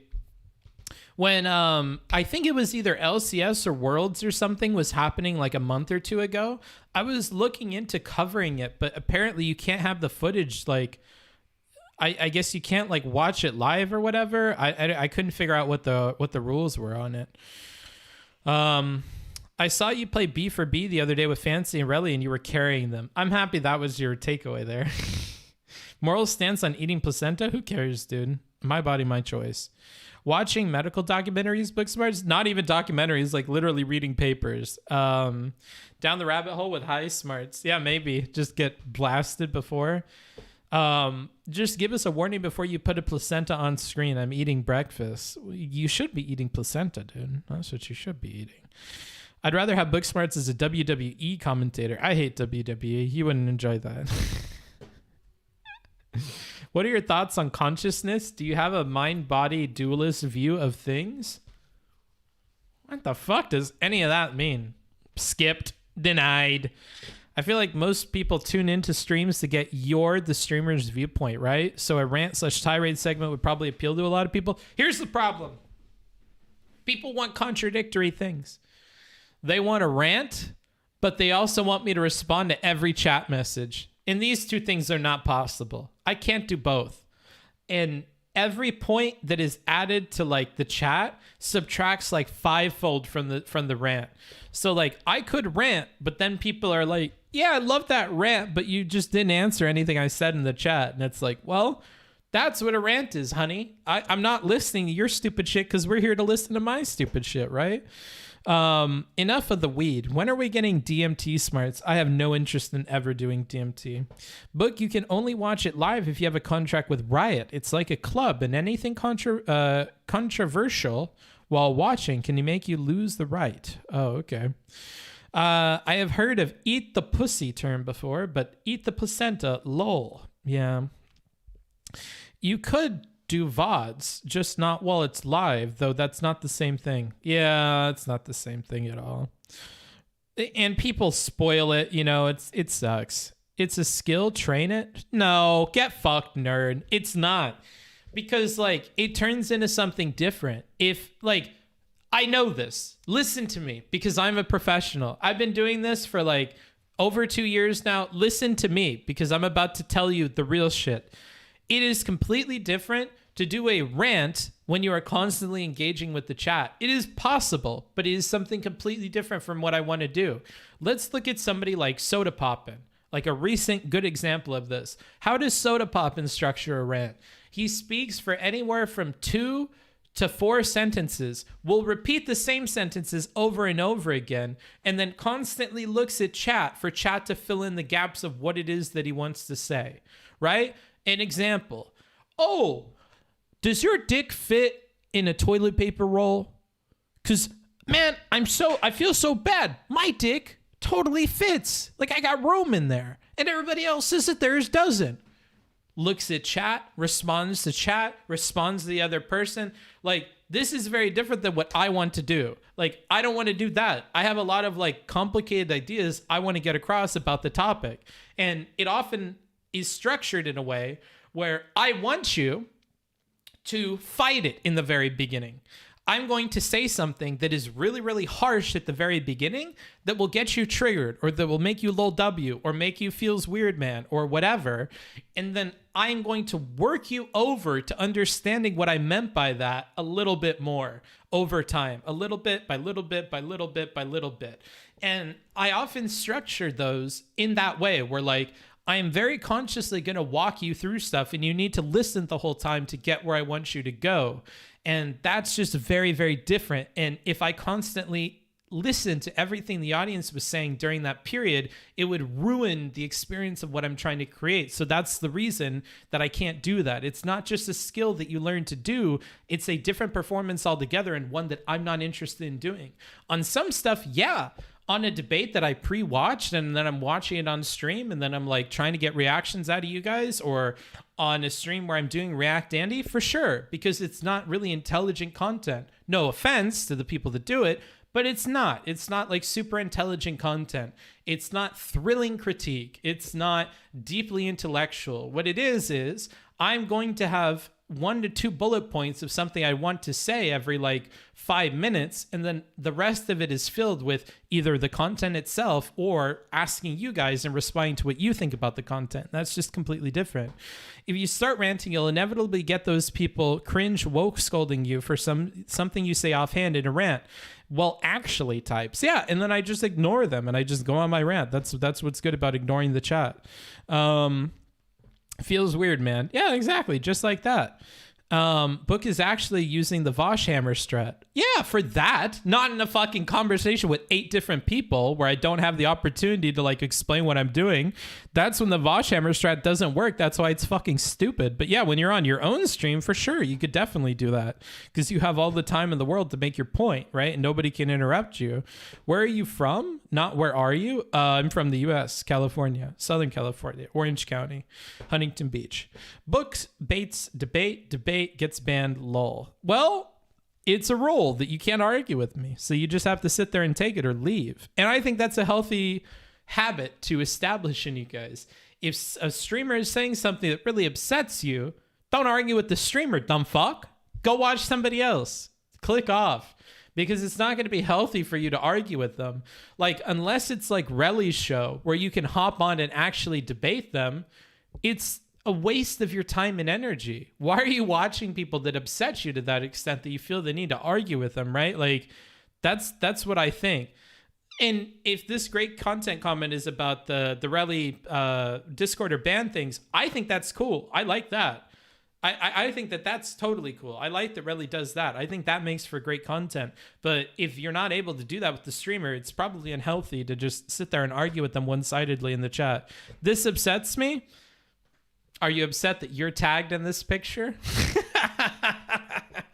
Because if you are, I mean, you're exactly who I mean to speak to with this comment, though. Like, if you catch yourself in that cycle of feeling the need to say something to that streamer and they're not responding to it, like, and that streamer like consistently upsets you, go watch something else, you know? Like, even if it's my content, go watch something else for a stream, you know? I don't think it's that big of a deal.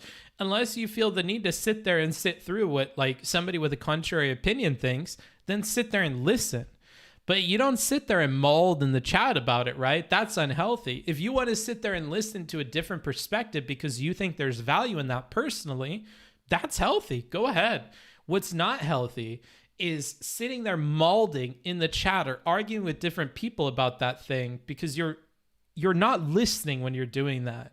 Active listening requires so much attention that I'm not convinced you're doing it when you're writing out all these replies in chat and stuff. And I know that from experience. If I'm watching I'm Really Important explain something to me about the congressional process and I write a joke or I write a chat, during the time of writing that and for about 2 minutes afterwards, I completely blank on everything that was said because while I'm typing, I'm not really paying attention. After I said it, I'm not paying attention because I'm trying to see if somebody responds. And then for 2 minutes after that point, I'm trying to catch back up on what he's talking about on the stream. So there's a good little 5-minute window there every time I send something like that where I'm not really paying attention, right? So if your goal is to hear a contrary opinion, for sure. But if your goal is not, then maybe that's unhealthy. Maybe you shouldn't do that. Wait, what's Vaush's hammer? Vaush's hammer is this idea that you're going to hit somebody with a short but brutal version of what your opinion is that could be easily misinterpreted by people. And then what you're going to do is over the course of the next few lines of dialogue, explain why that makes sense actually. Vaush's hammer does not work well in panels because in panels, you're going to say the dumb thing first. Everybody is going to jump on you. Nobody is going to give you the opportunity to explain what you're talking about. And the entire time that you're struggling to get a word in to explain what you meant by that very stupid and blunt statement, everybody else is forming a bunch of counter arguments. So you have 8 different people in a think tank operating on the topic of like, how am I going to disprove the next thing this guy says? Because that's a stupid fucking thing to have said. So even if you get point 1 out, now they're thinking about counters to point 1 before somebody interrupts you, before you get to points 2 and 3. And then by the time you get to points 2 and 3, so many people think that they have individual unique criticisms about point 1 that they don't listen to point 2 and 3. And then if somebody is listening to point 2 and 3 and then they come up with criticisms for that, then the same process repeats and repeats and repeats. And the strategy just never works because you never got the full explanation in a way that people would actually consider it all at once. And that's required for that strat to work, right? All it does is it sucks time out of a conversation because a bunch of people are going to try to jump on you. And if you want all the eyes to be on you for a negative reason, I guess that works. But in my opinion, I don't think it looks good optically for him a lot of the time. It's where a lot of his stupider, clips come from. Dude, every time I go to argue with a streamer, I stop and think, what the hell am I doing right now? I feel you 100%. I'm glad that you do. It's good that you have that insight, It's weird to me that people who annoy Rele aren't willing to talk to him. It's not weird to me at all. Excuse you. I like to ruin my own day. Thank you very much. Fair enough, dude. Fair enough. You're free to do whatever. I'm usually never malding when I annoy him though. Okay. Well, then you're just an asshole. Is it healthy to mald about my dick fitting in a toilet paper tube? Probably, dude. It's an age-old problem. Active listening sounds good, but culture warring seems easier. It probably is. Yeah. It may even feel better. I used to mald in Vaush's YouTube chat until they banned me. Feels like when you watch anime with subtitles and forget to look at the screen. Yeah, like you constantly are trying to manage this like attention, and I just don't think a lot of people are good at that, right? Like we see that streamers whose entire job is to do that well fail at it. What do we think for the chatters who are never held accountable to do that, right? Like, I don't think most chatters are as good at active listening as they think because streamers think they're hot shit at it and they actually actively work on it and they suck at it. So just think about that. That's why dubbed is better than sub. Sure, that's a point in the category there, but I don't think you win when you consider all the points. But Book, if I don't practice molding in the streamer's chat, where am I supposed to build up my debate bro energy? I need to knock some motherfuckers around in the back and forth channels. Yeah, there you go. Go to my Discord. Go to the back and forth channels. Go into the gunslinging channel. Get arguing. I got banned from Vaush's chat for saying a 30-year-old trying to hook up with a 19-year-old is not pedophilia. Do you have my specific topics you really care about as far as debates go? Maybe a topic you can't help jumping in on? Some on mental health, yeah. Like yesterday or the last stream when we talked about Doe, the Doe person. Like that's one where like, yeah, I feel the need to jump in on this. But in terms of like reviewing debates that go over specific topics, no, I don't really care. I really don't. I just don't enjoy arguing with people about stuff at all. And if I do, and this is a tip, in case you didn't know this, when Booksmarts disagrees with the streamer, Booksmarts talks to them in private.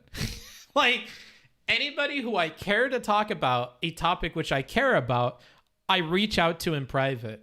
I have disagreed with Irrelevant on plenty of stuff, especially recently, and I've talked to him in private about it. I've disagreed with Wicked Supreme on plenty of stuff, and in private have talked to him about it. I've had questions or disagreed with Destiny on stuff, and I've talked to him in private about it. I have had problems or whatever with Aristocracy, and I've talked to her about it in private. Like, I talk to people in private when I have a problem because I just don't want to do the whole on-stream thing. So, you know, if I do really care and I'm compelled to comment on something, it's never in public. And if I do comment on something in public because I don't want to talk to somebody about it in private, like Fancy Sloth and his comments about the doe person, I just do it publicly on my stream. I just go, hey, if you're doing this thing that other people I know are doing, or Destiny, right? Destiny did the same shit. I'm just going to talk about it on my stream, and I'm going to give it as a message to everybody. I don't care to argue with people about it. I don't care to have a back and forth about like what are the merits of both sides. I have a very strong opinion. I don't care to argue about it with people. I'm going to put it out there, and if this applies to you, consider changing it. And that's it, you know? But these are like very different things. Arguing with people or debating people and like putting forward my ideas are two entirely different things. And if I want to just put forward my ideas, I typically just do it on stream.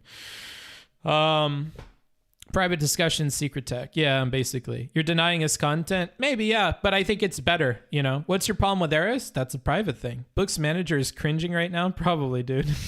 Mark from marketing would like a word with you, Book. Yeah, he might, dude. I think going and doing it in private leads to less parasocial viewers, which is best. I just think it preserves a on-stream relationship as well. Like, I want to continue to have on-stream relationships with Wicked Supreme, with Irrelevant, with Eris, with Destiny, with Fancy, with everybody. And to preserve those, if I have disagreements, I don't want to put them on the spot, like in front of a bunch of people where they're compelled to act in a way they wouldn't normally act. Like, I'm just going to talk to them in private. And the other benefit, and this is like super secret, okay, guys? This is a secret tip.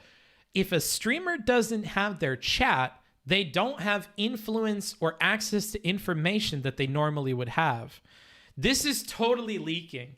But one thing I love talking with Rele offline is that he doesn't have evidence for like anything. He never has evidence for anything, dude. If you talk to Rele offline, because his chat can't get him stuff or remind him about stuff, he just can't remember shit. Like he needs to reference back to evidence because it's super important for the way that he debates and argues. But when he can't, I feel like he's more considerate of different opinions because he's not able to formulate arguments against them. And I think that's like a helpful thing to like get him to see different perspectives. And I don't know how much of like him considering other perspectives is because of that or is because he's good at that. But like, that's definitely something that I appreciate. And that applies to a bunch of streamers. Like if I'm talking to Steven in real life, it is such like a different experience because Steven can't reference anything his chat says. He can't ask for anything. He can't bring anything up on the computer. It's just a much more like naked experience that I enjoy more with streamers. Same with Wicked Supreme, same with anybody. Like, I enjoy that we both have to go off of the merits of what we remember because I feel like I thrive in that environment. Like I have a pretty fucking decent memory about stuff. And so I can use that to my advantage. And beyond that, if we both can't remember something, let's set that aside. I'm free form, baby. I'm flexible as fuck. I can have this conversation in a million different ways. I'm super flexible and I'm thinking like 3 steps ahead to flex us to a place where like maybe you could see my perspective a little bit better.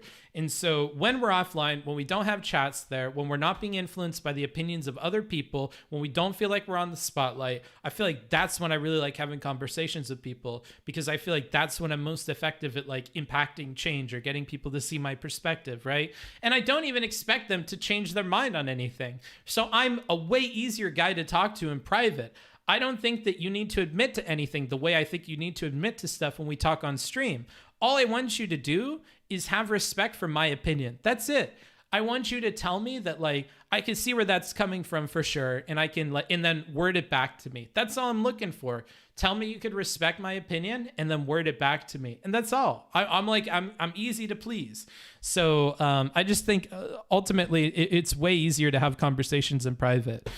So you're saying in a live debate he would terrible? No, not necessarily. I have no comment on that. Booksmart says a cheat code. Maybe, dude. Couldn't you argue that chat bringing sources and info helps derive the truth? My interest is not in the truth. I don't have an interest in the truth. I'm like Vaush. I'm like Vaush, dude. I don't care about the truth. I care about you understanding why I have an opinion. Like, another thing you have to realize is if somebody misremembered something from a conversation and a bunch of people misremembered something from a conversation, learning what was actually said in the conversation doesn't necessarily get you closer to the truth of that opinion, right?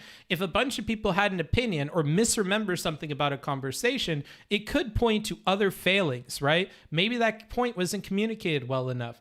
Maybe that point was not harped on for long enough. Like, there are other explanations for why people misremember a conversation. So even learning what the actual quote of something was, or even having the truth in front of you, does not necessarily make for a better conversation. That may be like extending to a point where people aren't comfortable going with me, but I'm totally fine with that. That's just an opinion.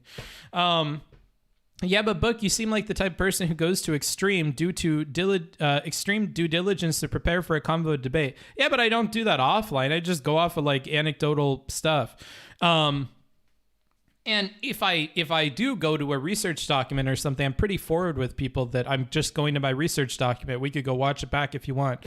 Probably also has to do with the fact that they don't have an audience. Yeah, I mean, that's a huge part of it, right? I'm warning you, you're about to get blocked. Who, me? Homeless, mind your biz, not talking to you? Jesus Christ. You guys need to chill out in the YouTube chat. Host is unprofessional. Wait, cursing. Stop it. What are you talking about? Who are you talking to?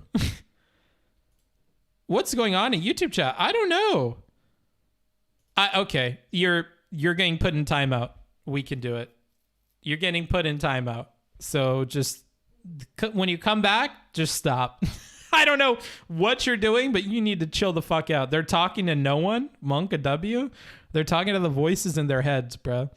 Both of them. It's between me and the host. How are you still talking? I timed you out. Now you talk one more time, you're going to get blocked. I don't know why the timeout didn't work. Only this one guy, he's talking about you. Oh, okay. Me? What's the host? Is the host me?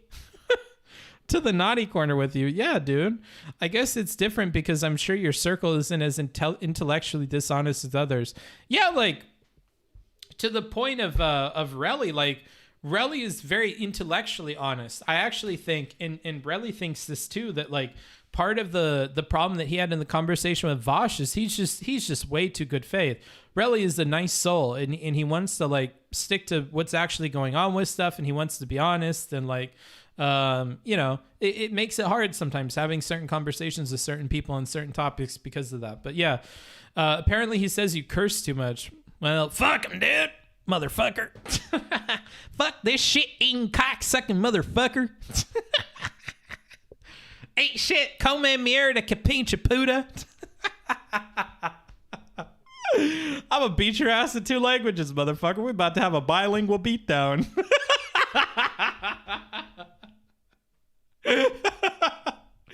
YouTube chat is a whole nother kind of brain damage. Jesus Christ, bruh. BL stream with Rele? Boys Love stream with Rele? Does Rele read Boys Love? I didn't know about this. This man is a bit crazy, isn't he? Yeah, he might be, bro. Literally shaking and crying right now.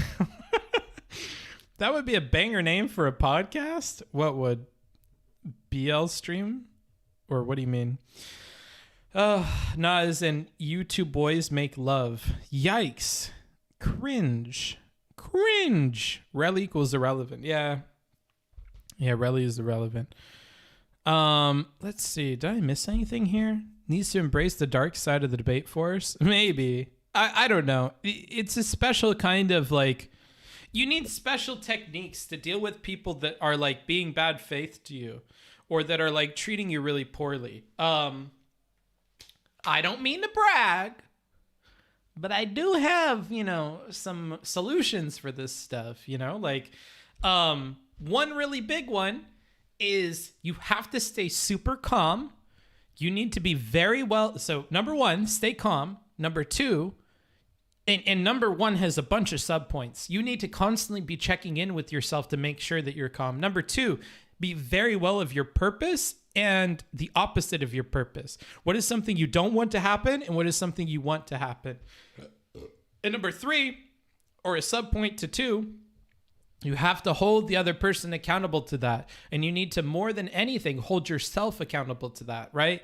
So you'll notice that in a lot of my conversations that start to go poorly, or I'm operating with a guest that gets hostile a little bit, like we can look at Lauren Southern, we can look at my conversation with Dario, we can look at my conversation with Vaush, we can look at my conversation with Bob Seven, right? In all of these examples, President Sunday, in all of these examples, I am very quick to tell you, if you continue to operate in this way, I can't continue to have a conversation with you. I am here for a specific purpose. I am clear with you about what that purpose is. And if we don't operate within that purpose, then we can't continue this conversation. Thank you. I appreciate that. If you have a $5 that you want to give to a Twitch Prime, that would be really cool. If you want to donate, that would be really cool. Helps me keep afloat. Honestly, if more people donated, I would be able to consider moving to California much quicker, and then we'd have a regular stream schedule and stuff even more. So just saying, just put it out there. Every bit helps. And if you have Amazon Prime, then you get a free sub every single month. So be sure to do that as well. Go ahead and check if you've used your Twitch Prime for the month. Hamza figured out they had a Twitch Prime for the month, and they decided to use it on me. And for that, I am forever grateful. Good morning, Book. Good morning, Lamb. And if you're on YouTube, you can use Super Chat. You can use Super Chat. Booksmarts, who do you think won between Rele and Vaush? That chat has no winners. And I didn't watch the full thing, so I have no idea how that cooks out till the very end. So I can't really comment on that, dude. But I would say that chat has no winners. It has two losers, and their names are Irrelevant and Vaush. That's a chat that has two losers. Nobody wins there. Aw, thanks for the super chat. I appreciate that. I will only donate if you stay in Romania. Well, you better fucking donate because I'm here another fucking 30 days, motherfucker. You want to move to the most expensive state based on nothing more than flapping gums. Get real, asshole. Okay. You know what you need to do? You need to have a very fun time being blocked forever on YouTube. I hope that chat was worth it. Hope that chat was worth it, dumb fuck. I'm out of here. Yeah, you are out of here. Have a soda pop. Thanks. You're like the drunk the drunk person at the bar who's getting kicked out. He's like, I am leaving. Fuck this place. I am leaving. As the fucking bouncer is like pushing him on the back and dragging him out the door. I am choosing to leave because I don't like it here, okay? Fuck you, stupid bar. I don't want to fucking be here. Like, okay, bro. You dumb fuck. Goodbye. I think everyone lost in that convo. Yeah, everybody lost in that combo, bro. Flapping gums. I'm flapping more than gums. These are called lips, dumb fuck. Maybe you're too drunk to understand, but human anatomy is a complex and beautiful thing. We were talking about the placenta earlier, and this person was like, what the fuck is a placenta? And then they looked it up and they're like, oh, vagina stuff? What is this guy talking about? Anatomy make my head hurt. It's an organ? I know all the organs. I don't know. This isn't an organ. This make me mad. I had a hard time, bro. You can't fire me. I quit. Yeah. As you're looking at the email that you're fired. The first 30 minutes loop for 3 hours, you didn't miss much. Rip, dude.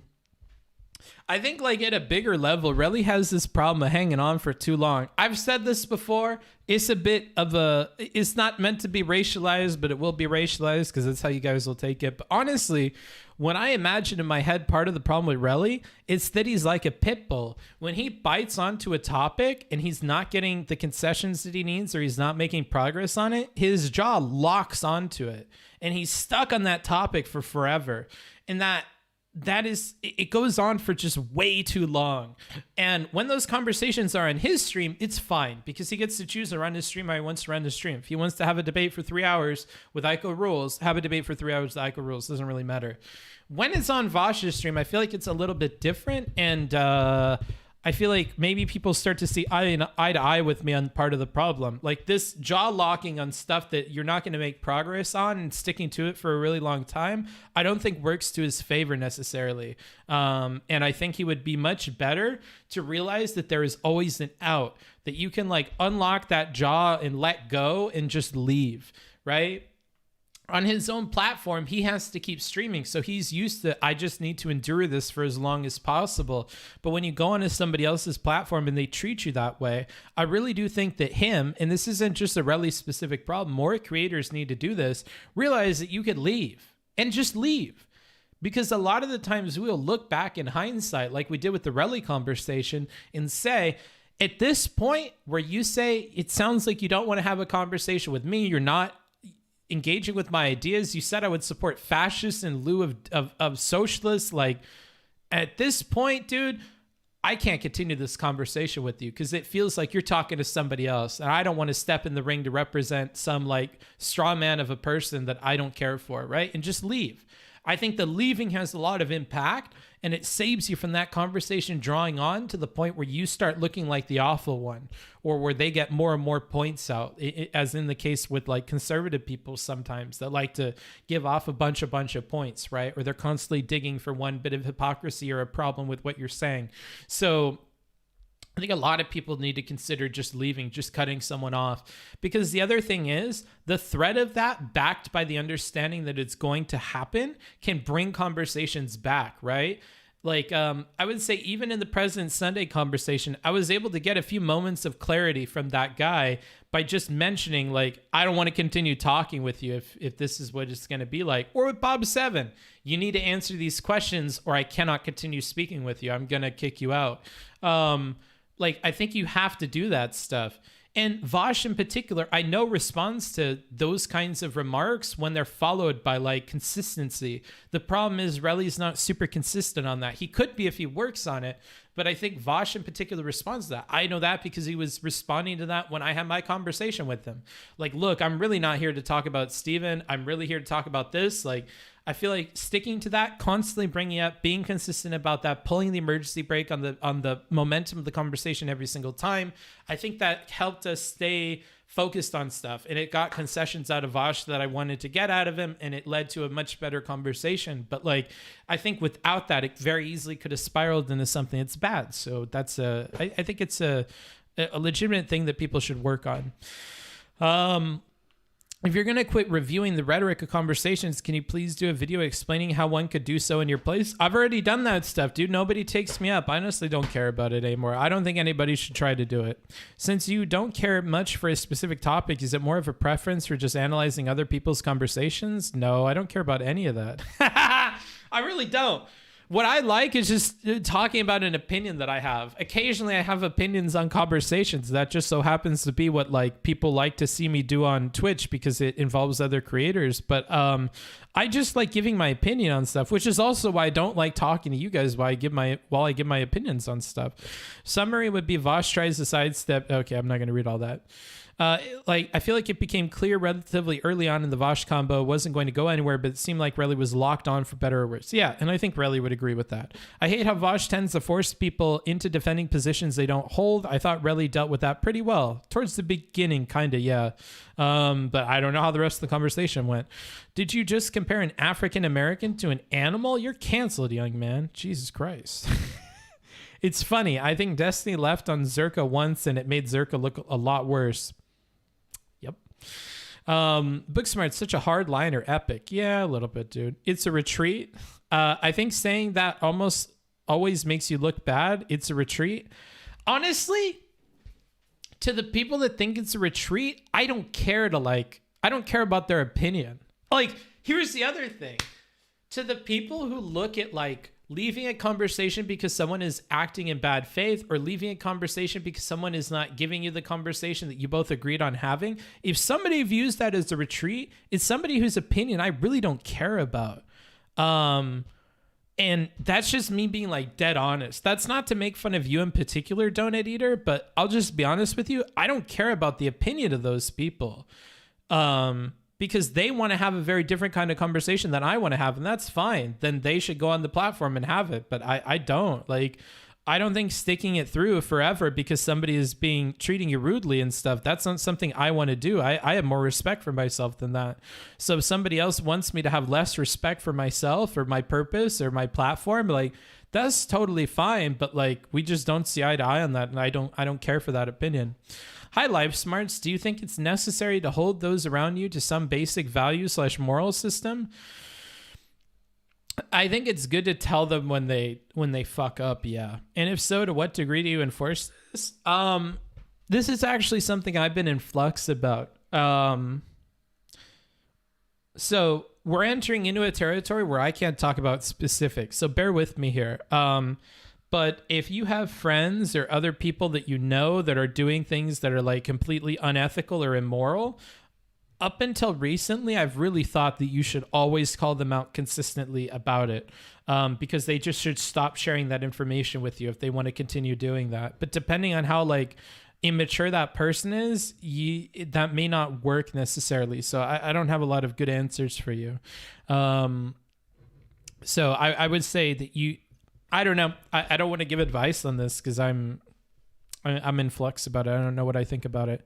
The issue with dealing with a hypocrite that only cares about optics is that they're never going to concede any ground that makes them look bad. I don't know who you're talking about here, but maybe. But Book, you should never show weakness in any conversation ever. My ego. Yeah, I just don't care about this stuff. You ever just feel completely fried, Booksmarts? Yeah. Wait, you already did? What's the name of the vid? Already did what? Just watch my reviews. I always talk about this. No, go watch reviews. I'm not giving you a short 20-minute video. You can put in the work. Honestly, if you're not willing to put in the work to watch like 20 to 40 hours of VODs to like learn how to do this, I don't think you're going to be willing to put in the work it requires to do this job well in the way that I would advise you to do it. So that would be what I would say. If you're really looking for a 5 to 10 minute video to tell you how to do what I'm doing, you're not the person meant for this job. Because if you want to do it the way I'm doing it, you have to realize how many hours goes into doing that properly. So that's what I would tell you. All of the VODs are timestamped. You can easily go back and do all this, but I don't care to give you some easily digestible thing. So ideally, would you like to be a longer form version of Nerdwriter's videos, kind of random reviews on opinion pieces on content? I used to think about that, but some people are really prejudiced against video essays and stuff. What I would want to do is, have you ever seen Map Men? Map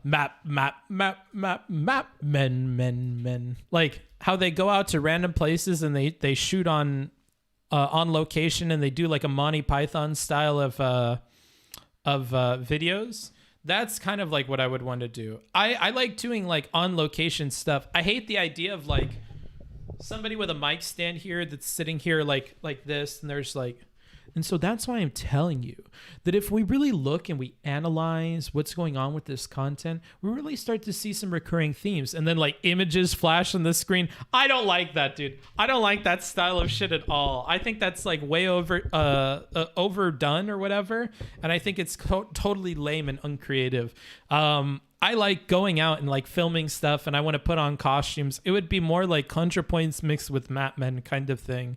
Because I think that's fun. I like dressing up and I like being a loon, and I would like to do more of that with like prepared content. And that's what I would like to do, but it takes forever, and I'm not willing to put in the work that it requires. So, you know, it just doesn't make any money, so I can't do it.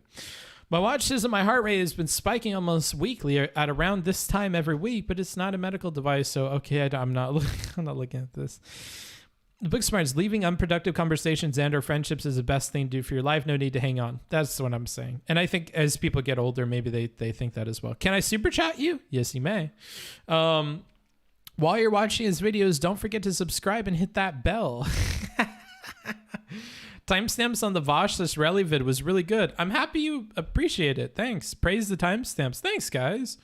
Mr. Smarts, are you planning on watching any spooky videos this month? I left a link in the video sharing. It's the most recent if you are.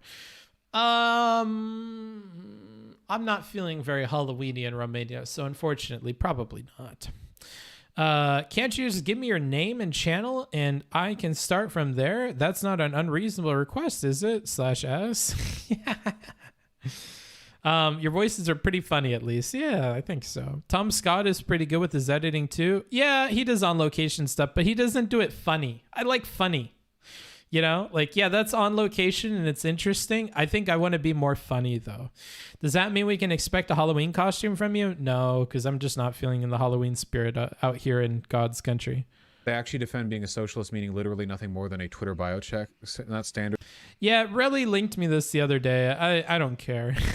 I just don't care. I don't care in the least bit about this stuff. You're not going to get any interesting reactions from me. And today's not a react stream. Today's a just chatting stream, okay? I procrastinated enough for today. Hope you have a wonderful day. Have a good one. For a YouTube with more timestamps. Yeah. Show of your rhetoric. Convince us to become the new review bros. I don't care to. I don't think you should. Not Halloweeny in Dracula's Land? No, it's not. It's just depressing. I just got here and I'll watch the VOD later. It would suck if you're wrapping up. No, not necessarily. Not yet. How can one be funnier than the funny man? No idea. I love the new haircut, Bookie. Thanks. Did we just get a Rele raid? Is that what all these Rele people are here about? Raid? Hey, what's up, Rele people? I assume you're Rele people. I was just talking about your man. You guys want the 410 on what I think Rele fucks up on? You guys want a weird racialized remark about irrelevant? I think irrelevant is a lot like a pit bull sometimes, dude. He bites onto a topic or something, locks his jaw, and he just hangs on. It doesn't matter if you beat him, if you fucking stab him, if you whatever. He just locks on and he doesn't let go. I think that happened a bit with the Vaush conversation, where the jaw locks and then we're in this for like 3 hours and it's really, really long. I think I've talked with Rele about this in private, so this is not something new to Rele. We talk about this shit. So, yeah, you know what? I just have to be honest with you guys about the picture in my head. The picture in my head is a pit bull. Maybe that's some internalized racism bullshit, bro, but I'm working on myself, you know? Socialism is when you have a rose in your bio, duh. I'm not commenting on it. Yeah, they just linked me the thing that you linked me yesterday, Rele. Rele will tell you. When Rele and I had a conversation about this very clip, he started talking about philosophy and he was like, well, you know, I think that this is more deontology than, ends justify the means and blah, blah, blah, blah, blah, blah, blah. And I literally just started watching SpongeBob in the middle of the conversation. And he was like, you're capping, right? I'm like, no, I randomly started watching SpongeBob, bro. And I just let you drone on in the background. I hate it. I tune out. I can't handle this fucking dumb philosophy BS, dude. I really can't. So like, when you guys link me a clip of like Vaush saying this shit, I just could not care less. I really could not care less at all, dude. It's just so boring to me. Pitbull jaws absolutely lock when you're speaking figuratively. Yeah, maybe. Please review this Twitter thread. Oh boy. Let's see if it's anybody I care about. I was thinking about why so many in the radical left participate in speed running. The reason is the left's lack of work ethic, go fast rather than do it right, and in a Petersonian sense to elevate alternative sexual archetypes in the marketplace, i.e. fastest Mario. Obviously there are exceptions to this, and some people more in the center or right also speed run. However, they are more than sufficient to prove the rule rather than contrast it. Consider how woke GDQ has been, almost since the very beginning. your eyes will start to open. Returning to the topic of work ethic, a speedrunner may as well spend hours a day at their craft, but this is ultimately a meaningless exercise since they will ultimately accomplish exactly that which is done in less collective time by a casual player. This is thus a waste of effort on the behalf of the speedrunner.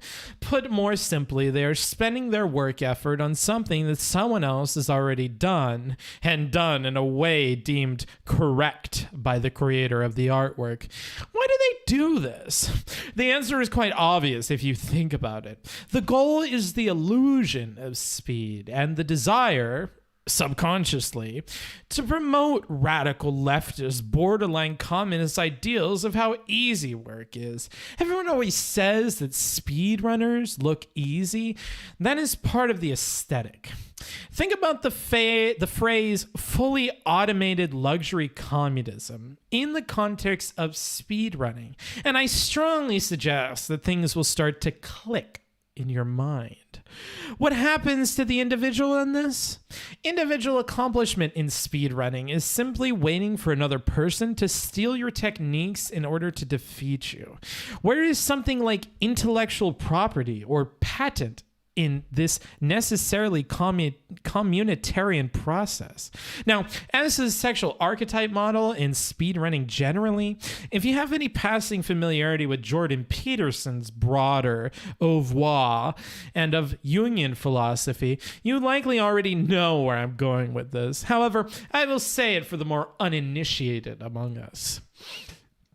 Keep this passage from Maps of Meaning, page 91, in mind. Quote, the archetypal sun, ellipses, continually reconstructs undefined territory as a consequence of the assimilation of the unknown, as a consequence of incestuous, that is sexual, read creative union with the Great Mother, end quote. In other words, there is a connection between sexuality and creativity that we see throughout time, as Peterson points out with Tiamat and other examples. In the sexual marketplace, which archetypes are simultaneously deemed the most creative and valued the highest, the answer is obviously entrepreneurs like Elon Musk and others. Given that we evolved in each thing we do, what the fuck is this? What am I reading? Like, is this somebody like actually making a point? Like, what is this? I'm so confused. An addendum for the fools. Thanks for including it at the end, dumb fuck. You should include this at the beginning if you're going to type out a whole fucking paragraph. And it's not an addendum. Cool. I don't care about this. Great. What a fucking waste of my time. I already started SpongeBob. Signal when you're done, boss. We're all done. Come back. Oh, shit. I hate Twitter. I hate these people that use Twitter. I like my artists and my fucking hentai posters on Twitter. I cannot handle all of this shit on Twitter. I'll be honest with you. You post some shit like this, you're going to get a casual mute from me. You're going to get a casual mute from me. I don't want to see anything from you ever again. You should develop a dark side alter ego where you debate people with all the negative conversational traits you hate.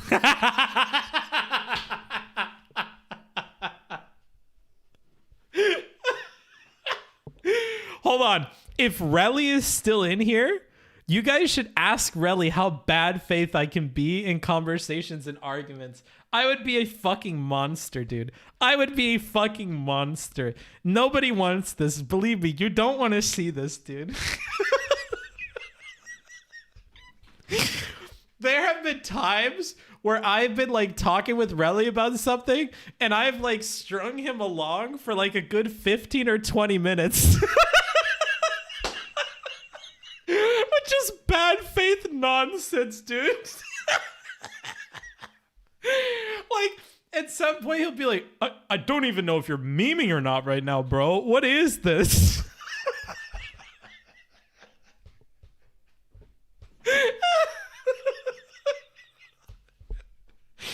Oh my god. Rele can't tell bad faith from not? No. I love it too. I'm so bad, dude. I'm so bad. Oh, I have to like stop myself. Like, it's fun. I get why debate people do it. I just think it's such a waste of people's time. Like, I don't know. Oh, shit. Yeah, maybe I should have an alter ego. Abusive smarts. Good faith, Andy, Pepe laugh. Sounds like you're acting in bad faith. I can't tell right now.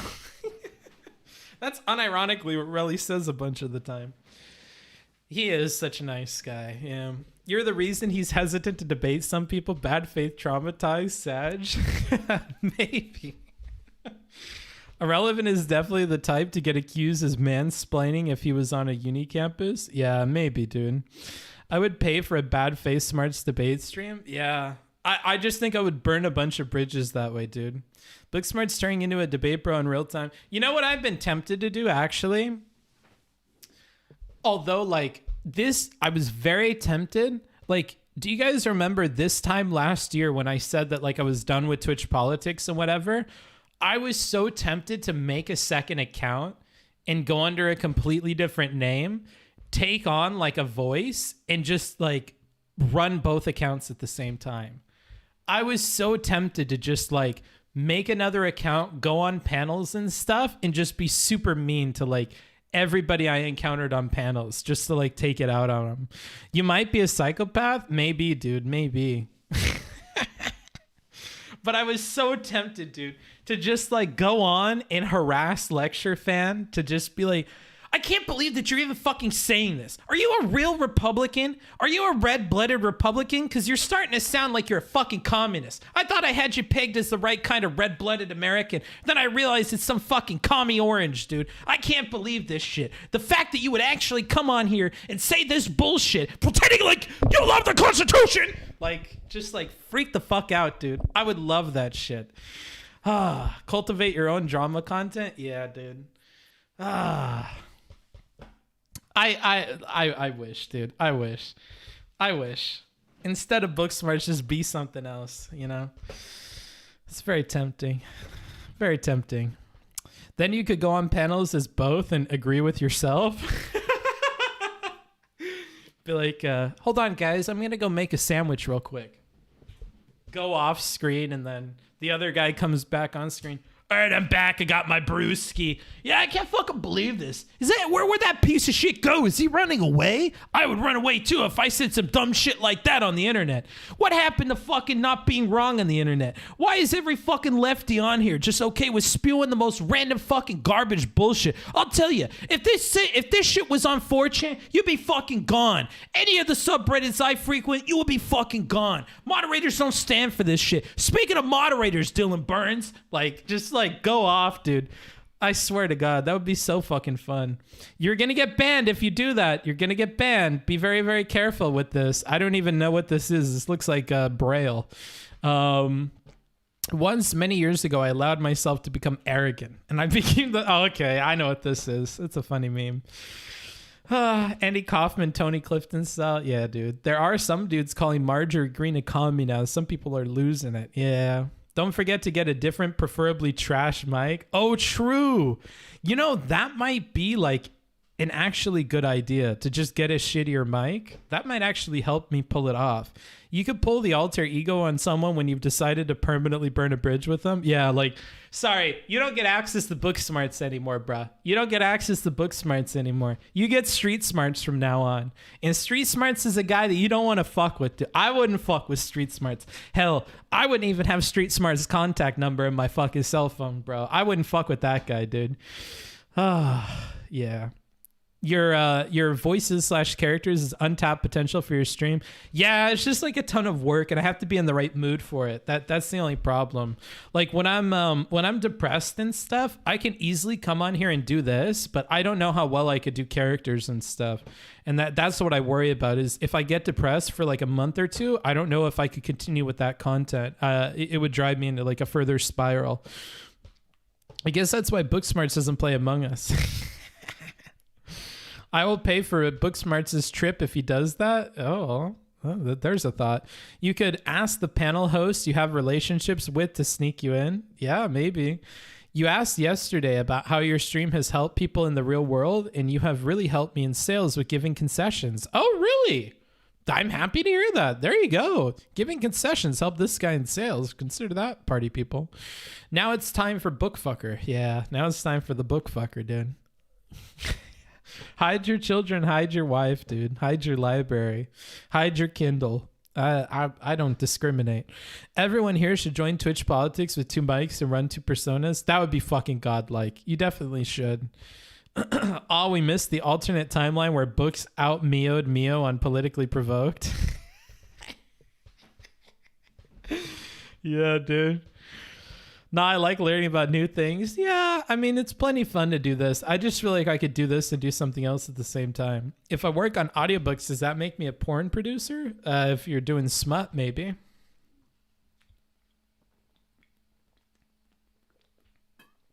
I don't think it would look better on a resume to be a porn producer than an audiobook producer, though. Can we get a taste of street smarts on a future Naruto debate panel? No, I have to be a moderator, bro. I have to have some semblance of not being biased. Not to say I accomplished that on the Naruto panels. I'm definitely biased on the Naruto panels, but yeah, I think that would be too much. You look in a good mood today, Bookie. When I get to talk to the chat for a long time, it honestly brings up my spirits. It really does. Like, we're 2 hours into this and I'm like barely starting to feel tired. I feel like normally like at 45 minutes I start getting tired, and then at like an hour or 30 I'm like really losing it. So I enjoy talking to you guys. I really do. Book turning into Alex Jones. Yeah, maybe. Mio is a socialist soy boy cuck in the face of base smarts. Yeah. And I have better taste in music. I have better taste in music, even in my alternate persona, dude. Naruto panels are endearingly cringe for someone who never watched anime. Well, endearingly is doing a lot of work there. I like endearingly. I enjoy talking to you too. Good to hear I'm a boy 6969. It's the street smarts taking over. Maybe, bro. Book smarts, when you used to live in SoCal, how often did you smoke weed? If I'm being honest, every day. I honestly, I think that the best situation to be in with weed for me personally is to have like a very large tolerance. And to get a very large tolerance, I have to smoke every day. So yeah, normally I would smoke like almost every day. I think I started not smoking on days when I did stream. But I would smoke immediately after. Sometimes I would take a break and I would like high-key smoke in the middle of stream just so that I could get through it. Because sometimes, dude, these fucking stream topics, man, I need the weed to get through it, because it's like, it gives me a refresh on life and then I can handle it. So yeah, I smoked a lot, which is why I miss it, dude. Working on a super egotistically rhetorical flattening. At the end of the day, moving away from the D-man and more towards your empathy was tough but helpful pitching software sales. Yeah, there you go. It is better, like especially with sales stuff, dude. Have you ever played any of the famous rage-inducing games? Like, I Want to Be the Guy? Doom was rage-inducing for a while. If anybody remembers the Doom streams are pretty rage-inducing, especially at first, dude. Honestly, every game I play is rage-inducing. Apex gets rage-inducing. Back 4 Blood gets rage-inducing. Doom got rage-inducing. Everything but Yakuza is rage-inducing. I'm gonna be real with you. Are you an omelet fan? Yeah. What do you like in your omelet? Whatever I got in the kitchen. I really like smoky cheese and bacon bits, and if I can get some like good spinach in there, that's not half bad. Green onions, of course, are always a must. Those are nice. I don't know. Good cheese in an omelet's always nice. Good cheese is nice.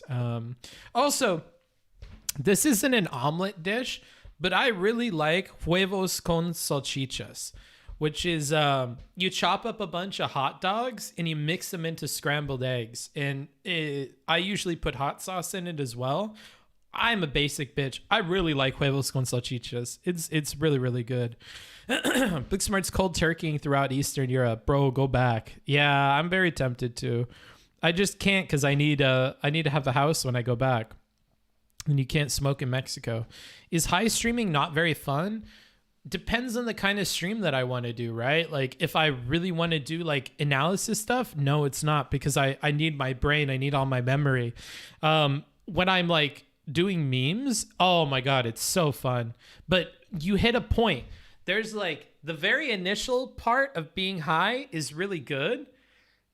Then there's like another chunk that's about the same percentage that's like not as good. And everything after there is trash because you're just trash. Like I just want to like, I don't want to talk anymore. So up to about 40% highness is okay. But after 40%, I just don't want to talk and I want to giggle and I want to like sit and be quiet.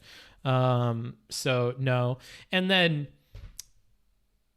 after 60% of being high to like 75% of being high, I talk a lot, but it's just mean, crude humor.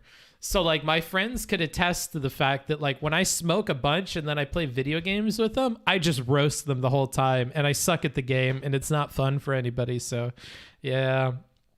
On one of your drawing sessions, you should draw a turtle eating lettuce hooked up to a battery and his eyes are all bloodshot. What the fuck is that all about, bro? Whose version of Baki Mitai is your favorite? Nobody. I don't care about that weeb shit. Let's see. Or at least go somewhere you could smoke. Yeah, but I don't know, bro. Sounds like a big pain in the ass. Paying to be tired, pog. Yeah. It's a bell curve of fun to social anxiety. Yeah, it really is. My cat won't help me keep sleeping. Oh, okay. Have you ever considered watching, critiquing real life? Yeah, people ask me this all the time. It's just not super interesting to me. And I feel like without somebody like IRI's insight into what they could be getting at or what the Democratic Party wants or what the Republican Party wants or what are they trying to accomplish, it's just not worth it. I don't feel comfortable doing it because I'm missing out on that dimension. The only way that I've considered doing that, and fuck, I just remembered I didn't reply to IRI about this. If IRI and I did like a simulcast or something where we're both critiquing a political debate in real time, that would be cool. So like if IRI and I were both listening to something and giving our feedback on it, I think that would be fun. But by myself, probably not, because I just miss out on like the political subtext of what they're saying. For me, smoking is like riding a line between everything being funny and nice and a big panic attack. Yikes. Well, definitely not panic attacky for me, but yeah. But that's when I have tolerance. When I don't have a tolerance, if I get really high, it is very panic attacky. That's why I try to be very specific in saying that when I have a tolerance, smoking is really fun. When I don't have a tolerance, it's not. Because when I don't have a tolerance, the first 20 to 40% is still really fun. But after 40%, there is a steep decline into what I call madness. Okay, whether that's feeling like you're going to throw up and being super dizzy or having a panic attack, like after the 40%, there is a drop off of just not fun anymore. Whereas like when you have a tolerance, like you can live through all that and it's not that big of a deal. And it goes away much quicker. Like I feel like I still have fuzziness and fogginess when I don't have a tolerance after smoking, and I can't smoke again to like clear up the fuzziness. But when I have a tolerance, like I could smoke whenever and it's like an hour or two of fun. And then I just feel like I'm back to baseline, and then I could smoke again and it's another hour, and then so on and so forth. So I like having a tolerance, but going in raw is not as fun because there's always the potential to go over the 40% and then you don't have a fun time. If you're looking to pay if you're looking to pay if you're looking to play Back for Blood, I've been loving it a lot and want to go hard on some card builds. Okay, I only play with streamers, sorry. Can I post the Street Smarts meme to OK Buddy Bookfucker? Wait, what is r/OK Buddy Bookfucker? I've never heard of this. We have a Reddit that you could post it to, but I don't know. Smoking helps with social anxiety? Neat. You need the debaters to be streaming on YouTube so you could pause? Maybe. I think it's decriminalized in Mexico. I'm not fucking around with going to a Mexican prison, bro. I've written enough books about Mexican prison that I don't want to go anywhere near a Mexican prison. I'm sorry. I don't trust that. Hey, you've got the governor debate in VA that you could try that with IRI. Great content, my man. Keep it up. Sure. Do you speak Spanish fluently? No. What language would you like to learn more of? Spanish. Can't be more madness than the league stream. Maybe, dude. Bookie just coined madness. I don't think I did. Louis C.K. says, when I'm around people high, I feel like they can all tell that the air is hitting my arm weird, and they can all totally tell. Adam and PSA, Stitch basically have a podcast where they cover debates and stuff. My problem is the flesh out things for way too long and get off topic, so it would be great for you two to do that. Yeah, maybe. When I have a tolerance, it's perfect, but my drop off, if I don't, is extreme, as in it does nothing and then boom, sick. Ugh. Smoking makes you paranoid. You can't handle it. What? Watching UFC while high was some of the most anxiety-filled weed experiences of my life. I don't. I really like it. Hey, man, enjoy what you do. Any chance you would consider doing a for fun debate with someone you trust to be good faith? I would have to consider what the topic and the person are. That's what matters. Like, take, for instance, Rele. I like Rele. I'm okay with Rele. If Rele were to come to me and he's like, hey, do you want to debate deontology versus rural utilitarianism? No, I don't, right? In that case, it doesn't matter who the fuck you fill in as the person. I don't want to debate philosophy stuff with people. It's fucking cringe. So it really depends on this combination of the topic and the person. There are topics that like I would be... no, actually, I'm not really interested by any topics. It just has to be a good person that I think that there's a point to the topic. I just don't see a point in philosophy stuff. Could be a fun watch, see, prep, and execute. No, I doubt it. It doesn't seem fun to me. I don't like that shit, dude. Booksmarts, that's about where I'm at with my tolerance too. Sometimes I get so high, I really get tired, fall asleep, and then I wake up all nauseated. Ugh. I need to smoke daily to keep the tolerance down so I can keep that little feeling throughout the day. There you go. Nice shirt. Thanks. Have you ever gone boating? I've gone on boats for like looking at animals and stuff, but I've in for like whale watching, but I've never like gone just for fun, unless like on lakes and stuff counts. I've been on lakes. Weed always gives me mad anxiety. Have always been told it's the strain because everyone I know always smokes sativa. I don't know. I wouldn't trust people that smoke weed. They're kind of dumb. I wouldn't trust your friends, dude. Book, I like Rele and debating him. Also, Book, I bully Rele for 20 minutes and he doesn't even know it. I mean, it's true. I don't know why you're /essing. I can't smoke anymore after shrooms. I feel like I'm dying. Steven has that problem. What if the topic was, is philosophy cringe? That would be one that I would be okay with debating about. Yeah, sure. Hey, Booksmarts, you should definitely collab with this small streamer called Wicked Supreme. He's kind of cool. Yeah, I've tried to. That dude's a diva. That dude's a diva. Debating philosophy is such a waste of time, and I'm a philosophy fan. Mostly because those are highly academic topics that end up being oversimplified like political talking points, which completely robs the conversation of any substance. True. I like how you guys are kecked up being that. Obviously, it's /S. I don't think that Wicked Supreme is a drama queen. I just think that's funny to say. Wicked Supreme and I debate off stream. I think that's the best place for it. Honestly, I don't know if I would ever want to debate Wicked Supreme on stream. I don't know if Wicked Supreme is somebody I would want to debate on stream. Talking him off stream is fine. Debating him on stream is like a whole different thing, and I don't know how comfortable I would be doing that. That's just my personal opinion, bro. Let's see here. Did I miss anything? Anyone seen the movie Onward? No, I have not. There is a movie about jazz that I want to see. Does anybody remember what that one's called? Let me see if I could find it. Jazz, Pixar. I think it's a Pixar movie. Soul. Yeah, Soul. I want to see Soul. Is that on Netflix? Anybody know if that's on Netflix? Is that on Disney Plus? It's my way on living it down. What is this guy saying? This is my way of living, and nobody's going to tell me any otherwise. There's not every day a zookeeper went to prison for murder for hire. He wasn't real. He was like... I've never seen that shit, nor will I. Soul's on Disney Plus. It was cute. Oh, I need to watch Voices, I think it's called. What is the Star Wars thing that came out on Disney Plus? The animated one? Voices or something? I need to watch that. No, it's on Disney Plus. Okay. Well, I think I have Disney Plus, so I should really hop on there because there's quite a few things I need to watch on Disney Plus. I need to rewatch The Mandalorian for the 5th time. That's also on my list. But I also need to see Visions. There we go. Yes, Visions. Oh no! Service unavailable. Disney Plus is unavailable at your location. Oh no! I'm in a dead zone, bro. What the fuck? Service unavailable. Oh no. I paid for that, dude. The Star Wars animations are really good. Highly recommend. Yeah, I really want to do that. VPN? Yeah. I bought a VPN today.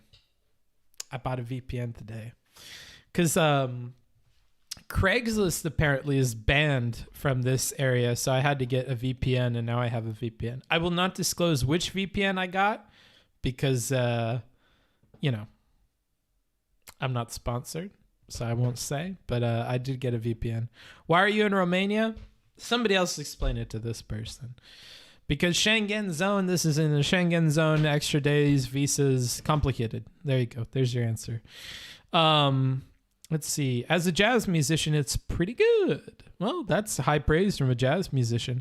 I really liked your Trump Capitol riot line by line, and that's super nerdy. Is that something you consider doing a flavor of again? Yes.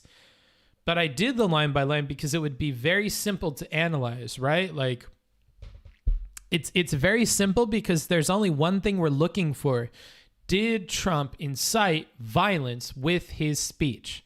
Just the one point. Where are incitements to violence? Where is their rhetoric pointing towards violence? If we look at something like a presidential debate, much more complicated. Who is Biden trying to speak to in this conversation? Who is Trump trying to speak to in this conversation? There are more things at play there, and it requires more information. But with the Trump Capitol riot line by line, it's simple. The prompt is very simple. We only have one thing we're focusing on, right? So that's what made that easier. What's the ETA out of the country? T minus 30 plus days.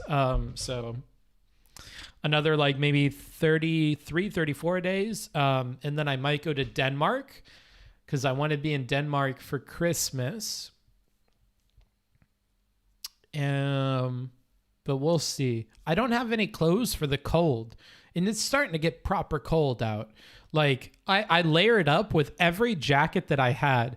I wore my shirt with a hoodie, with a sweater, with a jeans jacket, and I was like still kind of cold. So like I'm getting worried that I don't have clothes for the cold. And it gets so cold in the apartment as well that I'm just like, holy fuck, it just never gets warm here. It just stays cold for like days and days and days.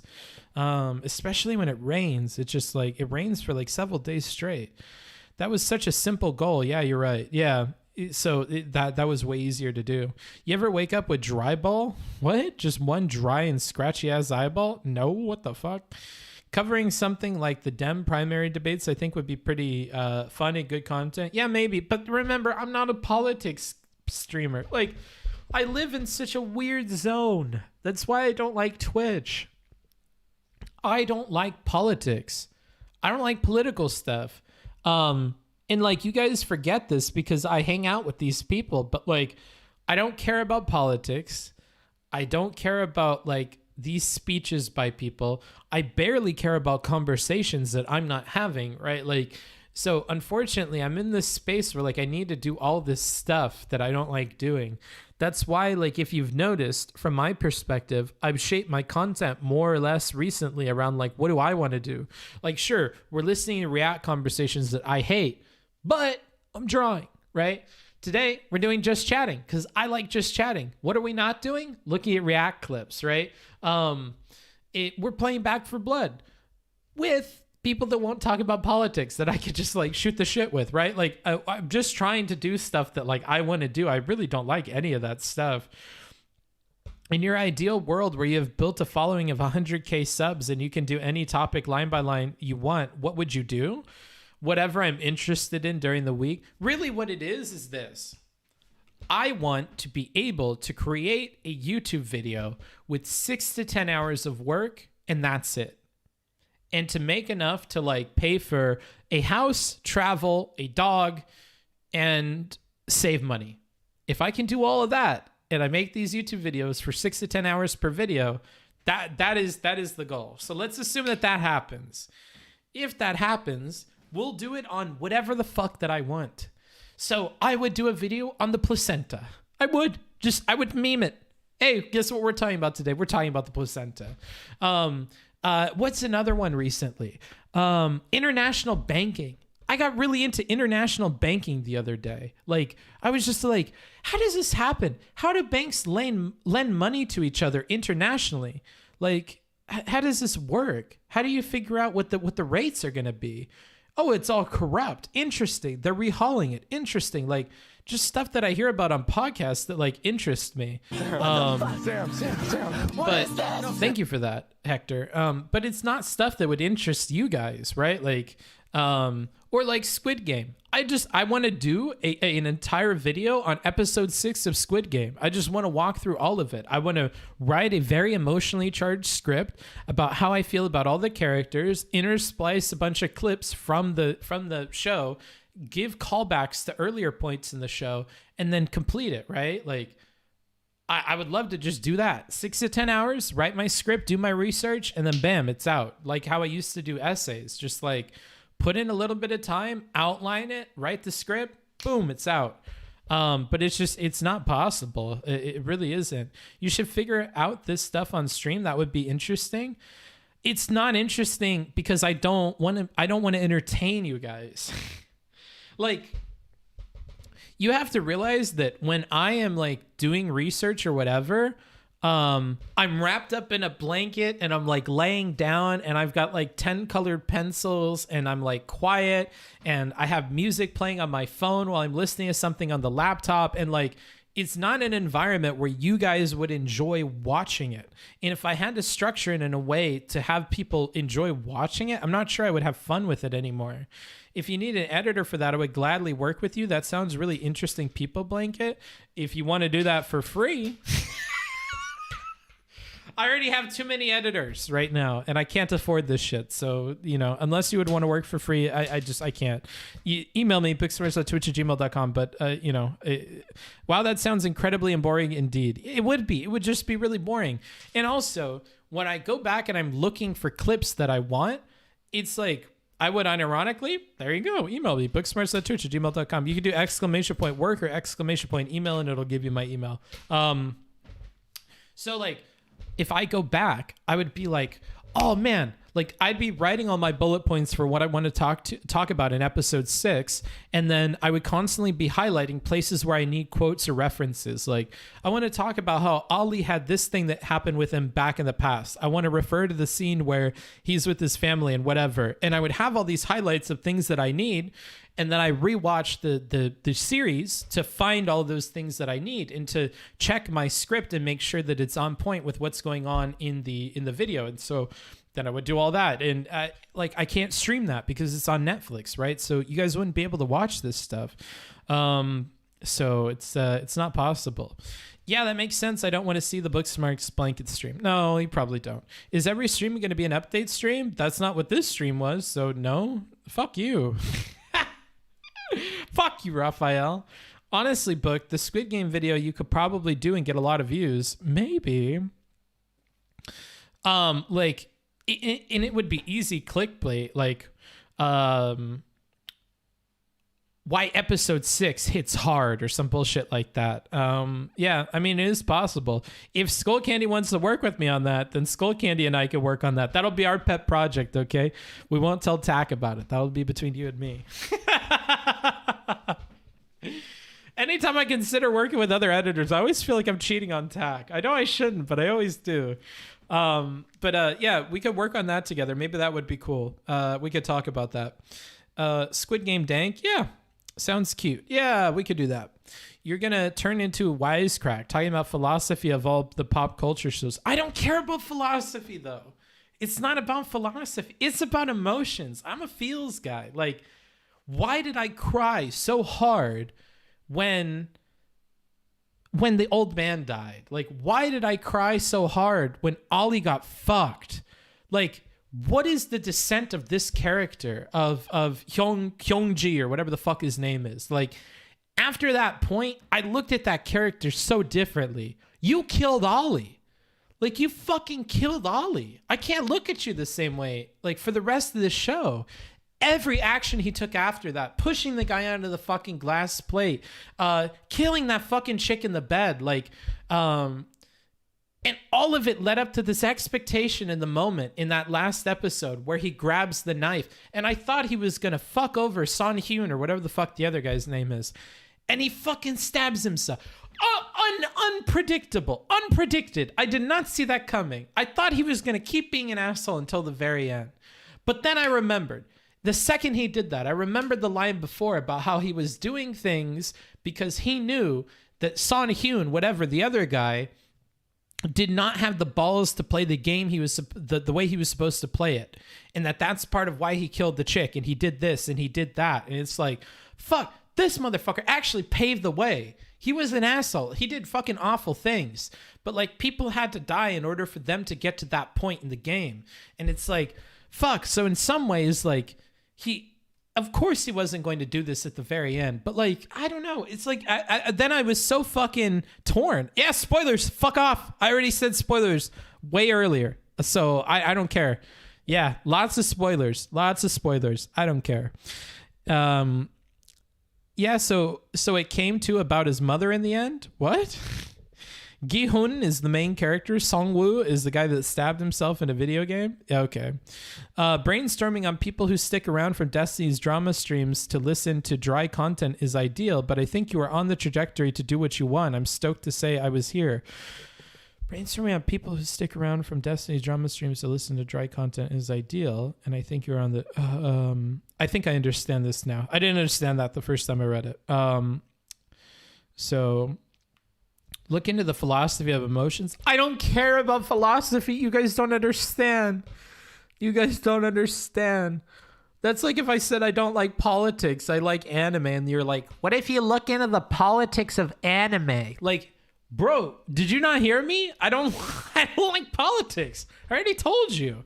I don't care about philosophy. I think it's stupid. It's a bad language to communicate to people in. You have to use layman's terms. Even if you use philosophical concepts, you need to speak in layman's terms so people understand what you're saying. And I feel like it's just not good, dude. Ever miss old style movie effects like in Evil Dead? I feel like that type's no, I don't really care about any of that shit. If money is the biggest deal right now, I'd be willing to do some quick editing for social media clips for you. Okay, if you want to, just email me. I need people to do Twitter clips. So if you want to do Twitter clips and stuff, for real, yeah, just reach out and put in the title, I will do Twitter clips or something, and then I'll know and I'll be like, oh, it's the Twitter clips guy. Isn't the whole Twitch politics about gotchas and what people said in the past? Maybe, dude. I don't care about any of that. Bookie called you a dumb fuck, ban him. What do I care, bro? Look into the philosophy of not caring about philosophy. I already did, and I liked it, and then I stopped reading philosophy. Clarifying, pivoting to whatever you want from the same audience as possible. Yeah, probably. I really dislike the main character, man. Seeing him abandon his daughter for the second time in the end made me dislike him even more. Seeing him abandon his daughter for the second time in the end. Did he abandon his daughter for the second time at the end? Oh, because he didn't get on the plane. Yeah, but he was like, a whole part of his character is that he accepts that he's not a good dad, though. Like, he always overpromises and underdelivers. Like, I think you have to realize that was his character, right? Like, and you can dislike him for that, but like, I totally expected that he wasn't going to get on the plane at the end. I thought that was like pretty clear. Because because he never really cared about the daughter like the whole time. Like it took his mom reminding him that he wouldn't be able to live without the daughter to even think about the daughter. Like, I don't know. I kind of got that vibe from the very beginning. At a certain point, he was so deep in it. It would, what the fuck are you writing? At a certain point, he was so deep in it would be worse not to follow it through to the end and keeping his bets hedged than not. What the fuck is this sentence? I'm skipping this whole thing. Look into the philosophy of debate. No. Okay. Can you make a soy face for meme purposes? I don't even know what a soy face looks like. Sorry. I don't do soy. I'm a Sigma. Book friend. Yeah. Should we do that? Do what? Do you think legislation to make teachers teach both sides of contentious issues? No. Lol just got a recruiter trying to lure me to rural Wyoming for work. Sure, it's frigid and windy, and yes, it's 400 miles from decent food, but have you considered that your neighbors are also the worst people in America, plus your Senate vote is 10 times as powerful? Sounds like a winning equation there, buddy. I wanted him to get on the plane, but knew he wouldn't. I didn't want him to get on the plane. That little girl's life is so much better with those other parents. Like, holy fuck. You guys have to understand that too. He's not a good dad. You have no reason to believe that he's a good dad the entire show. You have every reason to believe he's a bad dad. The kid is always an afterthought in whatever shitty things he's engaging in. He's a fucking gambler. He's a smoker. He doesn't keep any of his promises to his kids. He wastes a bunch of money. Like, he's not a good guy. Like, I think you guys have to realize that about him in the show. Like, I definitely didn't want him to get on the plane. It would fuck up his daughter's life to go there and try and take her away and all this other shit. Like, remember, the plan was to take the daughter away from that family because if he could provide enough money, Korean law would dictate that he could keep the kid. Like, I feel like that kid's life is much better off living with those people. I was more upset that he didn't pick up the woman's brother. It took him a year. Yeah, that's what I was thinking. I can't believe he didn't just pick up the fucking kid. Like, that kid sat in an orphanage. His sister never returned for over a year. Like, what the fuck? He was getting bullied.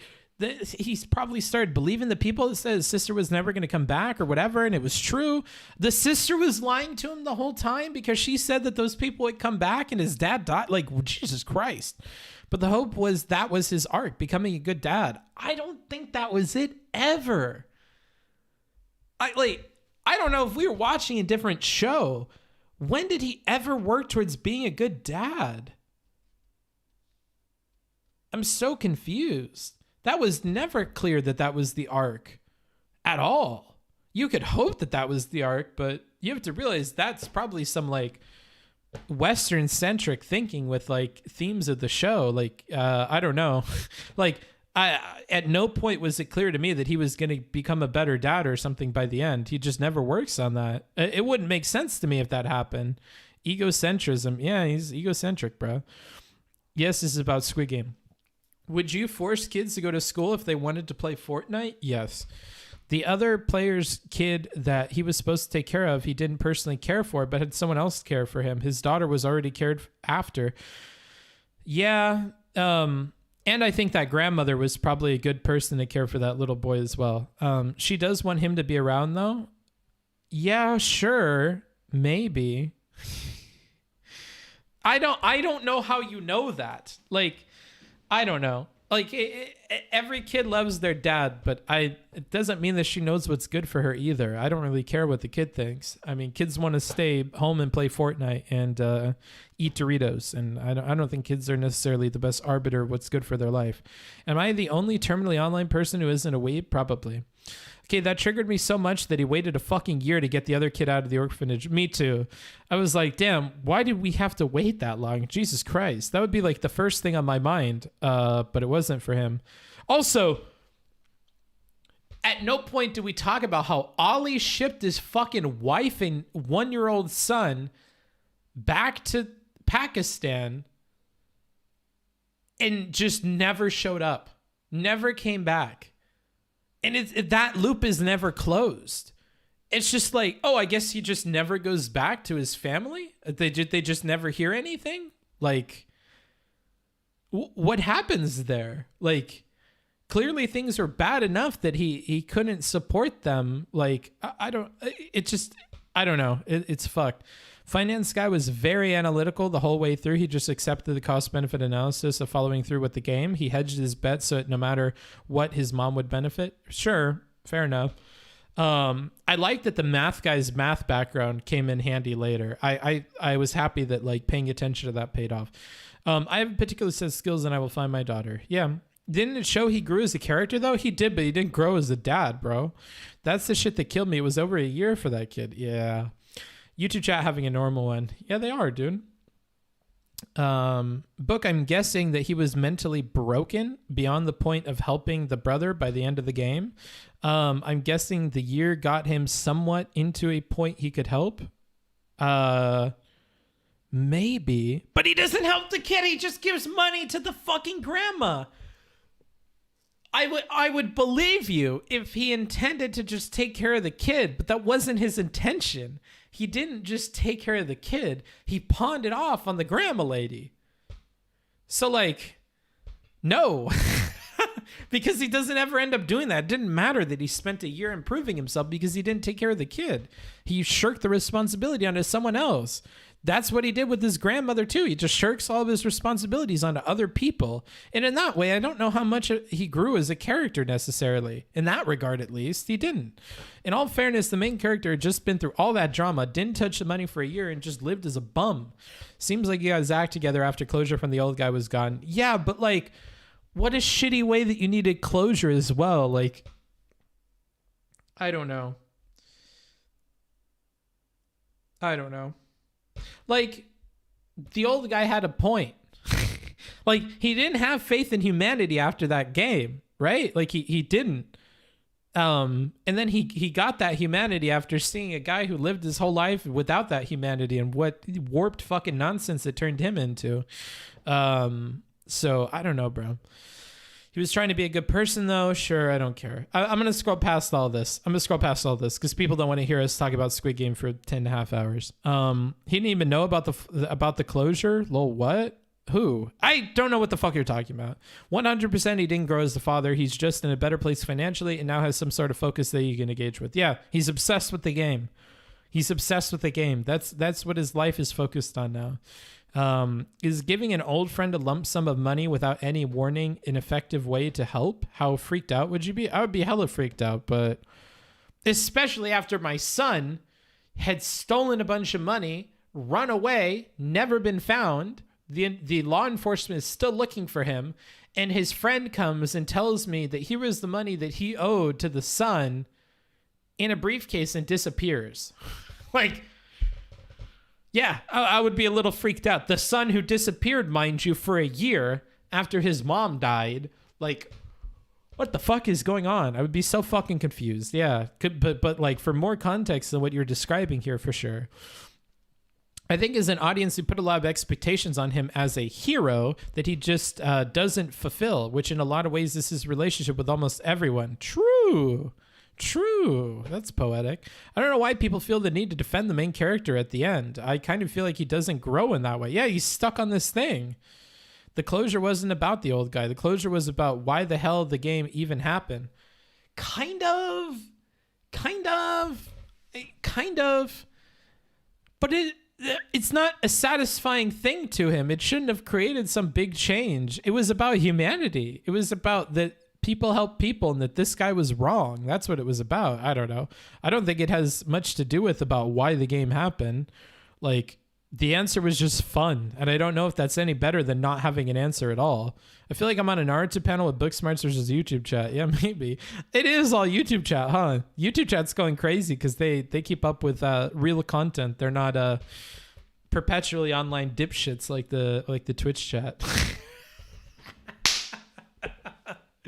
They're not terminally online. They actually watch real fucking people stuff, unlike you guys. I still think the year bumming around makes sense considering what he went through. I agree it makes sense. I just don't agree with what other people are saying about that year. would be interesting if the arc is our main guy becoming the next frontman, trying to fix the system but perpetuating it. Maybe that's what the brother that's in charge of everything was, right? At Booksmarts, ask the question in the middle of the Squid Games talk. Is it bad form to ask again? Don't want to clog the chat. If I missed it, I missed it, bro. YouTube chat, rise up. Yeah, maybe. I know you're on a roll, but what's your take on supererogatory strawmans? I don't know what you mean by strawmans. I haven't seen what you've seen. I think if you want to troll somebody like Vaush about this supererogatory thing, go ahead. Like, you have a right to fucking troll anybody about any stupid thing that you think that they believe in. I think the supererogatory thing at first, I was like on the side of like, oh, okay, this makes sense to me, but it's like he found like a trick that you can use in a fighting game, like in Tekken or something, or Smash, that's just like frustrating to deal with for people that don't know how to deal with it. And he just mashes that same combo all the time now. He's just like, oh, I like this. Yeah, supererogatory, supererogatory, supererogatory, supererogatory. Like, okay, bro, this is getting really fucking annoying. And I don't know what annoys me more, that he continues to use this all the time, or that people have not devised a way to deal with this before engaging in a conversation with him, right? Like I'm sure that there are, like, in the same way with fighting games, there are probably tutorials online about like, how do you get past people mashing this combo, right? Like, you just have to learn your own positions better and how to argue better to get around this. But like, I think I'm more frustrated at the people that go into a conversation with them unable to combat that than I am the people who like use that all the time, right? Like, I don't know. It's easy to hate on Vaush for that, but I think it's just as easy to hate on the people that like don't prep for that when they go into conversation with them and then get stun locked on it. Booksmart's making excuses for loreless fans. Maybe, dude. I'd be scared to use any of that mysterious cash. I wouldn't be. Do you not find that a character can go through a hero trial and come out unchanged? What? I don't care about this comment. Wait, is this the guy who said that he said something earlier that I didn't respond to? I'm so sorry. Because I just don't care. Sent you an email looking forward. Yeah, okay. It's been almost 3 hours and the stream still smells new. Thanks. What are you reviewing? Nothing. Today we're just chatting. Just chatting. Just like the section calls for. I'm just chatting with you guys. I'm just going to say it. Supererogatory sounds like we're talking about dicks. Okay. Did you know this one streamer called Wicked Supreme is attacking God? Yeah, I kicked his ass a couple of times here and there, dude. Do you play fighting games, Bookie? Only when I need to teach that motherfucker Supreme a lesson or two, dude. Only when that motherfucker Supreme starts talking about how he's fucking masterclass, this and that. That's when I start playing some fighting games, dude. Just to put that motherfucker in his place. But otherwise, I put that shit back on the shelf and I don't play it anymore. How do you think Rele should have handled the whole I don't care about hypocrisy, consistency is for nerds crap with Vaush? I already gave my opinion on this. Any other questions I will direct to my marketing manager, who says, I prefer really not to speak. If I speak, I am in big trouble. In big trouble. And I don't want to be in big trouble.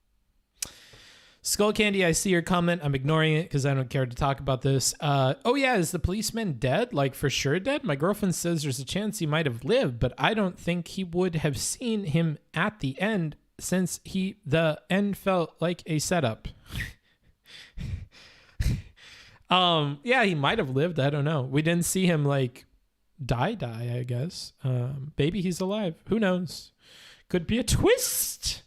Did he ever end up giving a definitive answer to what's the difference between a capitalist and a socialist under your system? I don't know, dude. I don't care.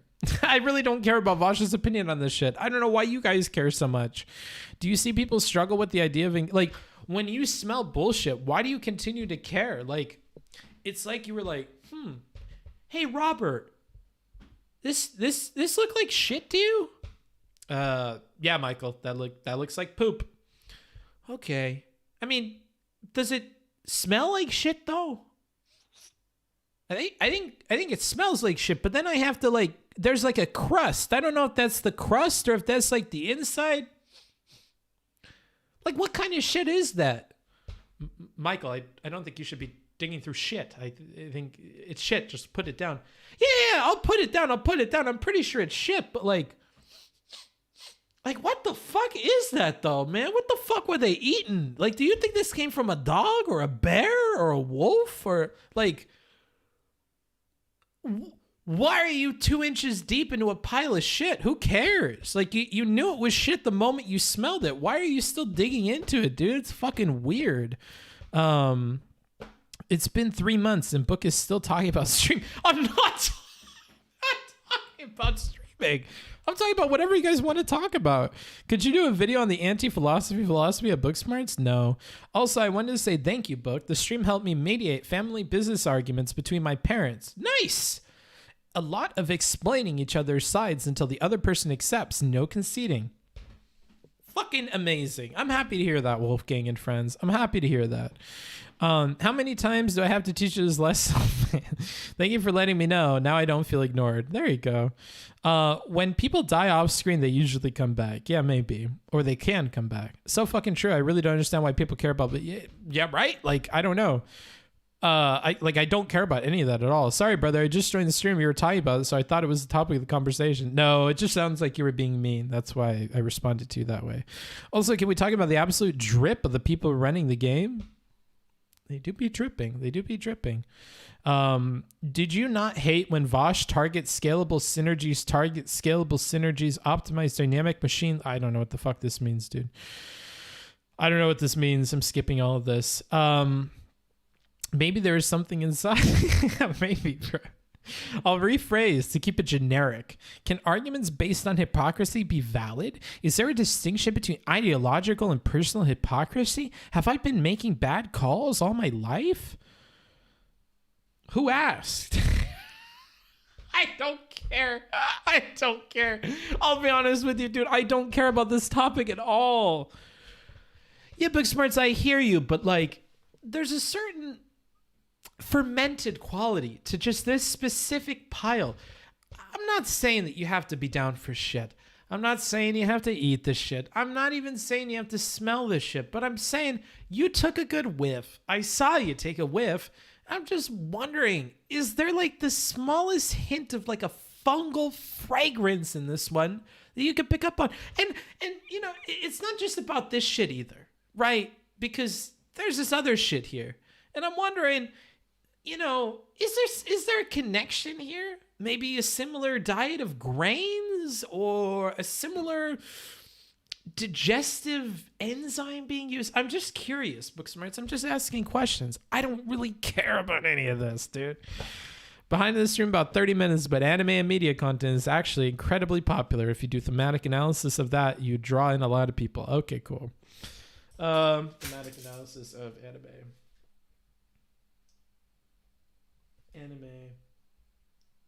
analysis. Okay, cool to know. I'm really enjoying this stream. I'm happy you're enjoying it, dude. Oh shit. Booksmart's carving out the new platform niche of the no react Andy. Who asked without the setup? I love the booze talking. Damn. How many that took a while to click. How many times I had to teach this lesson, old man? Oh no. I've never played Outer Wilds. I'm skipping all this stuff. Lol viewer. Book, what do you think of this? Book, who the fuck cares? I have to shoot you straight. I don't want to like blow smoke up your ass that I care about shit I don't care about. The constellation drawing / explanation from the last stream was super helpful. Life smarts. Cool. We have a more in-depth one on the YouTube channel, I'm pretty sure. Let's just remember when Booksmart spent several hours steelmanning Demon Mama's dog shit arguments. That's a spicy meme. Do you really want to go there, bro? Do you really want to go there? I'm just saying. That's an interesting rhetorical strategy if you're talking about that in my chat. It's very obviously a dumb thing to care about. Hitler wasn't any better just because he lived his values. It actually would have been better if he didn't. I don't want to talk about this anymore, dude. Can we stop talking about this? I'm going to call shenanigans. I'm calling shenanigans on this topic. No more mention of this topic or you'll be timed out for the rest of the stream. That's final call. Final call. No more of those at all. Who would win in a fight, 6 trillion lions or the sun? These are the kinds of hard-hitting comments I expect from my YouTube chat, okay? This is what we need to get back to right here. The sun. I would be interested in how rhetoric is effective in bigger YouTube videos, right-wing and left-wing. I wouldn't be. I hate politics. I hate politics so much. Oh, why am I in this space? Why am I in this space? Why do I do this to myself? Why am I here? I feel like the lefty that has a bunch of Nazi friends. Like, oh, you guys, stop it about all that Jewish stuff. I'm just really not down for it. Like, why am I here? Why am I here? I believe in socialist revolution. Why am I hanging out with Nazis? Holy shit. So impressed that you enlarged your circles. Trainwrecks talks so much about you. He's shouting book, book, book all the time. Really? I feel like you're full of shit. Outer Wilds is incredible. Darth Bane made an excellent argument over why it would not be good for stream, but boy, do I recommend you play it for yourself if you have the free time. Okay. He's getting stun locked. No, I'm not, bruh. No, I'm not. You're wrong. You're creating a super erogatory. Oh! And you're timed out. Congratulations. Anybody else want to fucking try me? Booksmarts, in the latest YouTube video, you inquired at what point should one make accommodations for another social anxiety. Have you gained more insight since then? No. Booksmarts, but you got to admit, that's a lot of lions. That is a lot of lions, but the sun is a lot of sun. It is clear people love to see you suffer. Yes, they do. Would you rather fight one horse Twitch streamer or 100 duck-sized streamers? One horse Twitch streamer. Wait, hold on. Let me think about that. Yeah, one horse Twitch streamer. Because I'll get a prep for it, dude. I'll kill him. I don't care. In a video game, of course. In a hypothetical. Booksmart, stop that Jewish stuff so you agree with them?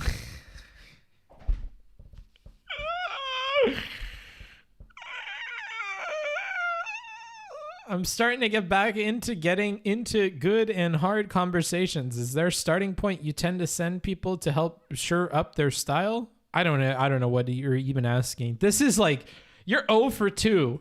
I'm starting to remember your username and not in a good way, Vathras. I don't even know what the fuck this means.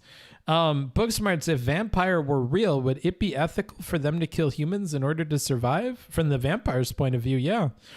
As long as they have to kill them to eat. But does Squid Game really say a lot about society? Bottom text? No, I don't think so, really. When will we get anime smarts? When I get a lot of money. I just don't want to do that stuff and not make any money. I don't want to spend a bunch of money on an editor to edit something and then like get like 2,000 views. I can't. My heart can't handle it, dude. I can't do that stuff and not make any money on it. I don't want to spend money to bring that stuff into reality and time into bring that stuff into reality and then not get paid back.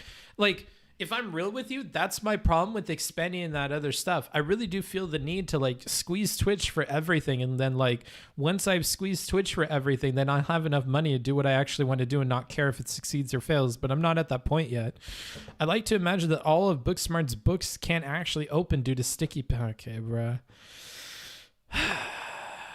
Booksmarts, would you rather fight one horse-sized Booksmarts or 100 duck-sized sons? One horse-sized Booksmarts. What's up? I'm really important. Good to see you. I didn't respond to your Discord DM. I'm so sorry. I realized that when I was on stream today. I have a billion ideas for collab stuff, but I think it would be better if you came up with an idea because I know that you can be more picky than I can be with collabs. So I think you should pitch me an idea that you would want to do that's a collab. I have plenty though. We could watch debates and both give commentary over them in real time. I can prep a bunch of questions for you about like topics from the week in politics and we could talk about that. Like there's a lot of stuff that we could do that we could collab on, I think. So just let me know. Booksmarts already looks like a budget Guillermo from What We Do in the Shadows. Fuck, I don't like that at all, dude. I don't want to look like Guillermo. Fuck that. Any hot takes on the Anna drama? I, for one, think Destiny should keep it in his pants. I prefer really not to speak. If I speak, I am in big trouble. In big trouble. And I don't want to be in big trouble. That's my response. Can someone pitch in for a Monster Hunter reroll? You guys could. It's $20. That's $20 well spent. Did you give your take on the Destiny twin conundrum yet? Was ist das? What is this? The show Mickey Mouse Clubhouse is a great metaphor for capitalism. Is it now? Book appropriating my culture with the Merino meme. I don't even know what the fuck Merino is, bro. Hey, Book, did you grow up with Pokemon? Yes. If so, what are some of your favorites? From the original generations, Pikachu, obviously. I liked Lapras quite a bit. I like the idea of having a Lapras, to be quite honest with you. Lapras seems cool. Trying to think who else. The fighting Pokemon seem really cool to like have as well. Like a Machoke or something, or a Machop. I think that would be cool to have. I want to pay you to draw redacted peeking his head out of a sewer. Well, we're not doing paid whatevers today. Maybe we'll do that on Thursday. Have you ever had a dream that you and you what you could do, so you want him do you so much you could do anything? Sometimes, dude.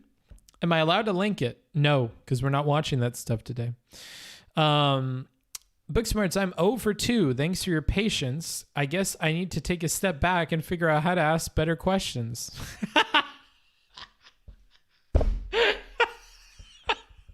You still helped me learn something. Thank you. It wasn't what you looked for, but this is what we stumbled upon. Yes, you need to learn how to ask better questions. There we go. That's a healthy takeaway. Scyther was the best Pokemon. Scyther's pretty goated, yeah. Saying Pikachu is your favorite Pokemon is like saying vanilla is your favorite ice cream flavor. No, it's not. It's like saying Rocky Road is good, dude. It's just like a common opinion. Lapras was an absolute aesthetic of a Pokemon. Yeah, just the idea of owning it. Like, I think it would be cool. What is this? Let's say you were going to go and fuck a girl, okay? Wait, I'm not allowed to react. I can't watch this. And it's not safe for work. Booksmarts, what did you have for breakfast? Let me think. Well, this morning I woke up really late, so I had pasta, and I think I had just pasta. I had pasta for breakfast, but I mean, I woke up at noon, I went grocery shopping, and I prepared breakfast at like 1:30 p.m. Let the Booksmarts writing a Lapras fan art contest begin. Yeah, maybe. For the small fee of $20, you can have Book reroll an opinion. Yes, you can. So when you're starting that OnlyFans, it's already out. It's just expensive, so people don't pay for it. Book, you play any third-person action hack and slash games? Devil May Cry. I played Devil May Cry. I played my fair share of Devil May Cry. I really like Devil May Cry. The other two, never heard of them. It's a very funny meme. Okay, sure it is, dude. Celebi is the shit. Nasty plot into Psychic or Giga Drain. Yikes. If we're able to do those generations, I think Jirachi is always a favorite of mine. In terms of like legendary Pokemon, Jirachi's been a favorite. Entei, of course, is another big favorite. Suicune is another favorite. Was that clip of Destiny his cage analogy? No, something about fucking people. Is it breakfast if you ate it at 12 p.m.? I mean, I think they just mean what I ate today. What was the place with the best tasting tap water you have experienced? Austria, Vienna. Booksmarts, how is your retirement plan looking? Not good. Not prepared. Jirachi is cool. Good choice. Yeah, I like Jirachi. You have something on your eyebrow? Yeah, I probably sunburnt. Booksmarts, you should, if I'm staying inside all day. Booksmarts, you should do some Pokemon Fusion generator reviews. That's unrivaled content. I don't know what the fuck that even is. Thoughts on Darkrai? I don't even know what the fuck a Darkrai is. I like Gardevoir. Of course you do, because you like fucking furry porn. Did you ever watch the Pokemon movie with Entei? Several dozen times. I really like the Pokemon movie with Entei. Lugia is based. Lugia and Latvia or whatever. Those are based. Those are good. Booksmarts, what were some of the anime that you saw as a kid that really got you to seek it out more? Naruto, for sure. I don't care about this Pokemon Fusion Generator. I really don't care. Mash this Pokemon together. I figured. I just don't care. Pokemon Mobi with hentai? I don't know. That's between you and God, brother. I have no idea about Pokemon Mobile with hentai. You like Ludicolo? Ludicolo has some cool card art. Like the Ludicolo Hollow that came out when the cards first came out of him was really cool. That's one of like my favorite Pokemon cards. What are you drinking? Summersby Blackberry Sparkling Cider. Blackberry. Which is your favorite jutsu?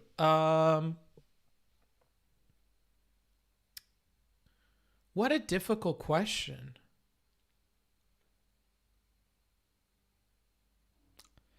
Because it depends on what you mean. Like, I think the coolest in concept is the particle jutsu styles. Like, the particle style jutsu, I think, are really cool. That the fence sitter uses. Those are really interesting to me. But there's a lot of like Kekkei Genkai that are like interesting as well, I think. Booksmarts, what is your favorite anime that isn't widely popular? Oh. Maybe Barakamon? Nobody ever talks about Barakamon. I've watched Barakamon like quite a few times. I really like Barakamon. I feel like every episode of Barakamon is like a bop and nobody ever talks about it. So maybe Barakamon. But at the same time, the original Kino's Journey series, before it got a remake, nobody talked about Kino's Journey either. And Kino's Journey is good. Great Teacher Onizuka is good too, but I'll be honest, I don't watch the anime. I only read it. So I don't know if the anime is good or shit. Are you collecting currencies in your travels? Funny you ask. Yes, I definitely do. I have so many coins and whatever. You know what? And this is something that I struggle with, like philosophically. Here's a philosophical thing. How do you reconcile what young you thought about adult you and what adult you is living now? So like young me really loved the idea of foreign currency and stuff. And because I tutored, I would constantly be engaged with young people. So like when we would do learning how to do money, I would always bring in foreign currency to do the money thing with, because I would always tell the kids, when I was a kid, I used to think it was cool to have foreign money. And I would tell the kids that in tutoring, like, you're not going to feel the need to do proper math for American currency. But as somebody who's traveled the world, I can tell you, you're really going to need to use quick maths all the time when you're in a foreign country. You're having to do mental calculations for what the exchange rate of money is. That's why fractions and proportions are really important. That's why doing addition and subtraction and multiplication very quickly in your head is important. This is a practical use of these concepts all the time. So I would bring in like foreign currency. I would tell them what the exchange rate is, or even for little kids, we would do addition and subtraction with those coins. And it gets them out of habits that they build around American money and gets them to think a little bit harder. And I find that that's fun. And they like the idea of touching all the old money and stuff. Because young me used to think it was really cool. That's also part of the reason why I wanted to travel so much, is because young me really liked people who had traveled. Young me really liked the idea that like, oh, you don't just like know Japan from anime, you like went there. Or young me is like, oh, you don't just know about Europe from like history books, you went to Europe, you saw what those places are like. Or not just from movies, you went there and you saw them. Like, I think there's a big bastardization of places, peoples, and cultures that happens when they're represented in media. And I was well aware of that since I was a little kid. So I always liked the idea of like the older person who's been well traveled, or who brings stuff back with them when they travel, or their house has a bunch of pictures of them in Paris and different places. And so, you know, I really wanted to have my own versions of those travels and to always have stories. And like, if you ever meet anybody from anywhere, you can talk about their home country and stuff like that. That was always interesting to me. But I realized to use a Vaushism, like the triviality or whatever of those things, or the frivolity of those things when I got older, like, you're really going to spend all that money to travel so that you can have like a conversation with a random person about the place that you went to? Like, I don't know. It doesn't seem like a good reason to do it, but like, the reasons for me doing it evolve over time, and I don't know how much they link back to when I was younger and the reasons I had when I was younger to do it. And money collecting is still one of those things. I don't do tutoring anymore. There's really no reason for me to have that. But I like the idea of having a jar on my shelf with currencies from different places and being able to take them out and show somebody someday. It's just, I don't have those people in my life anymore. It almost feels like, oh man, this is a charged one. I don't know. It feels like I had a kid that I lost or something. And like, I don't have the kids from tutoring anymore. So I keep collecting stuff that's for the kids in tutoring, and I don't have any kids in tutoring. Or like, I do things that I think younger me would have liked, but younger me is gone. He doesn't exist anymore. And so sometimes I catch myself like in habits of thought or of doing things, and I'm like, why do I do these things? Well, because like younger me wanted to do that stuff, and older me doesn't have like the zest in it anymore. And so I don't know. That's something philosophically that I struggle with sometimes thinking about. I don't know. Do you want to show us the money book? No, not particularly. You don't reconcile. Young me was a dumb fuck, and I'm still trying not to be one. I just don't think young me was a dumb fuck either. Some people were really fucking stupid when they were younger, but like, and this is the other weird thing. This is why I can't talk about this with people. Some people really hold distaste for their younger version of themselves, and like, sure, I have that in some regards, but like, aren't you 24? I am, bro. But like, I don't know. I fit a lot of life in fucking 24 years of age, dude. Like, I don't know.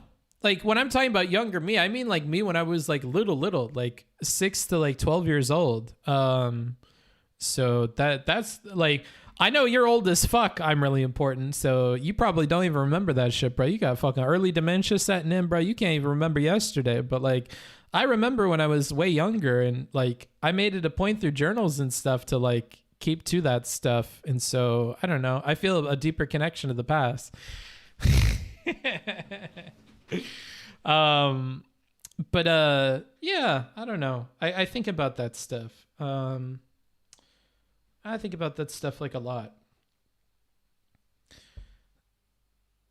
Because without that stuff, I just don't know how much I have anymore. Like the things I'm into now when I'm an adult, and like I think it's important because younger me had like a much.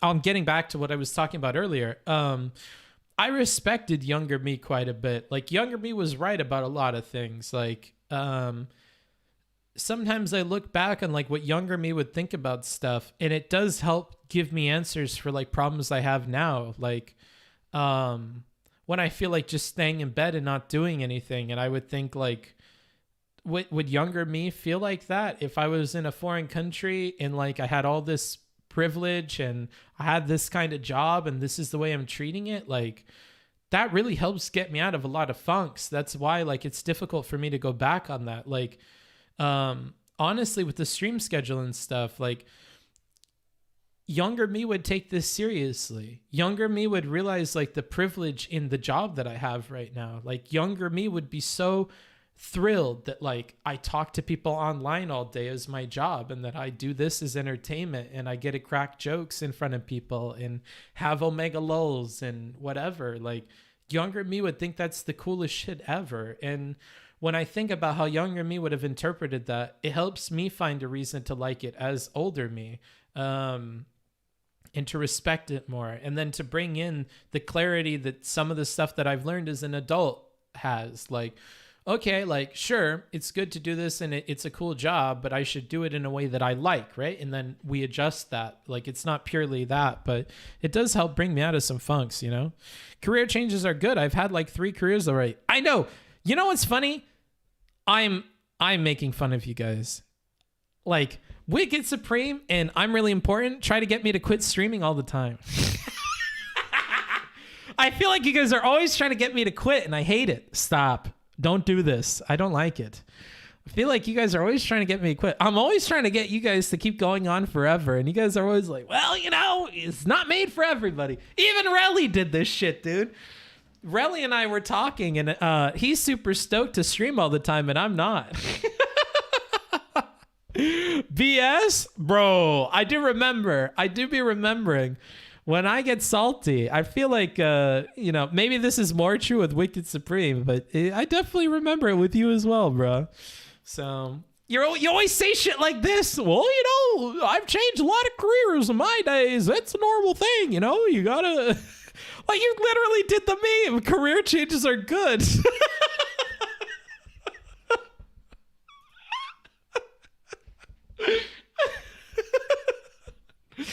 Oh my god.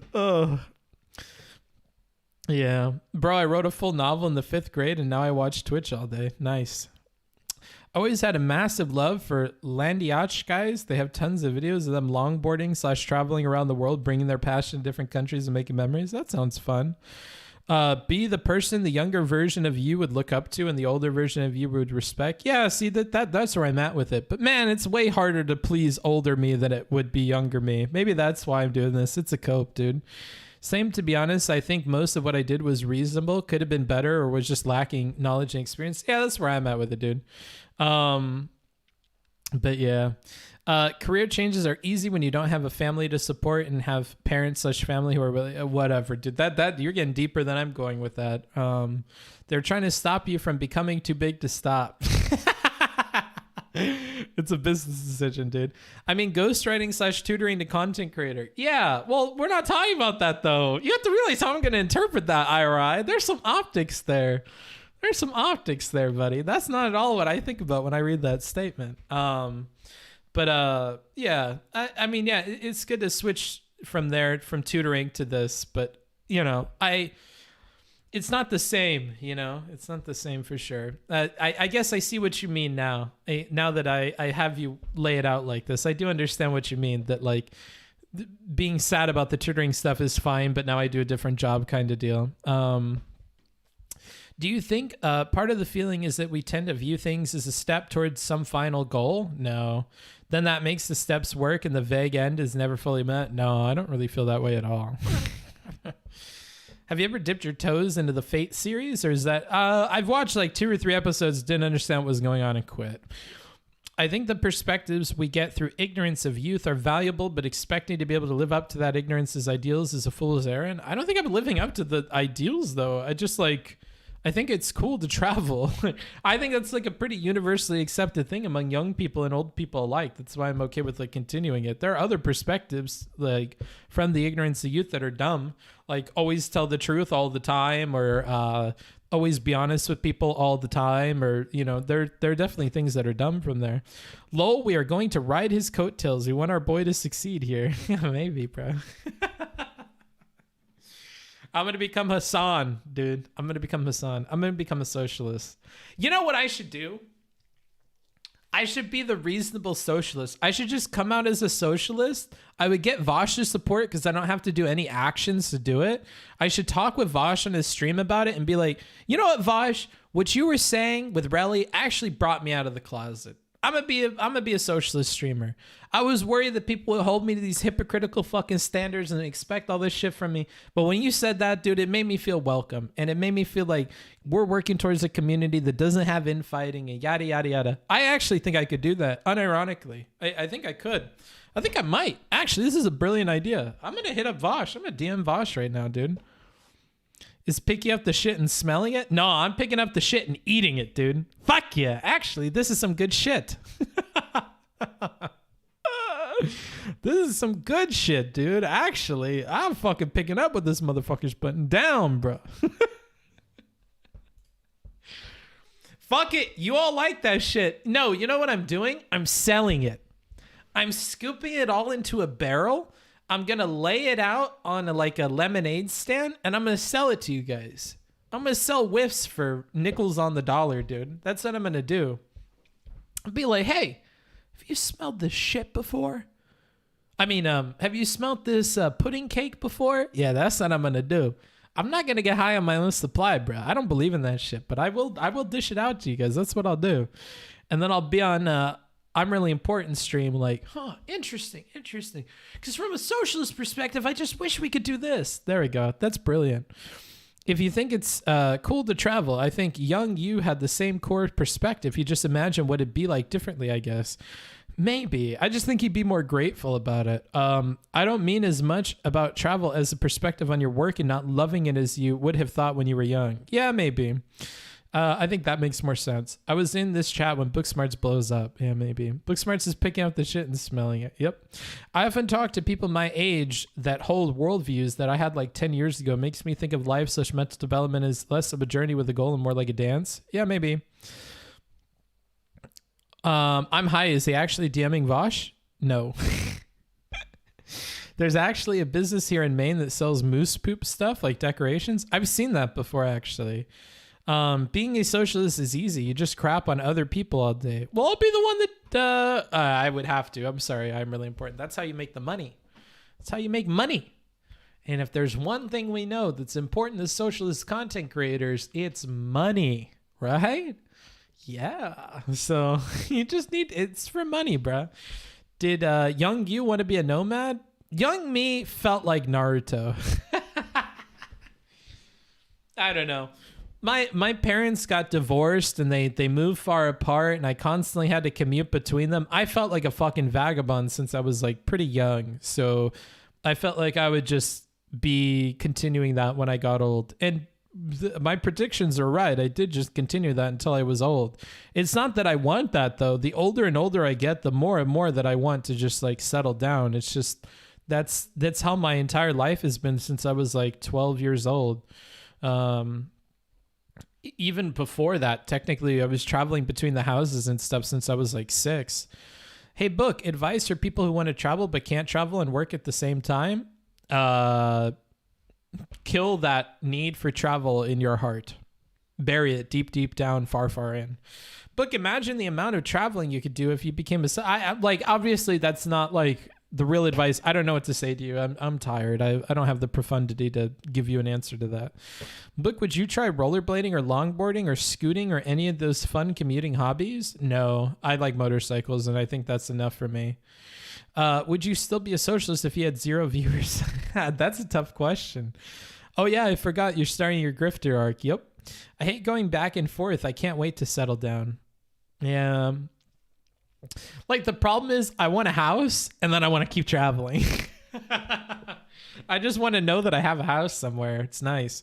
Like knowing that I don't have the van really, because it's broken down and stuff, kind of stresses me out. Like I kind of just want to have multiple houses and just move between my houses, which Airbnb accomplishes to some extent, but you know, it's not exactly perfect. Book wants Twitch to buy him a house in Cali. Like I may just want the Cali thing because I know I can't achieve it.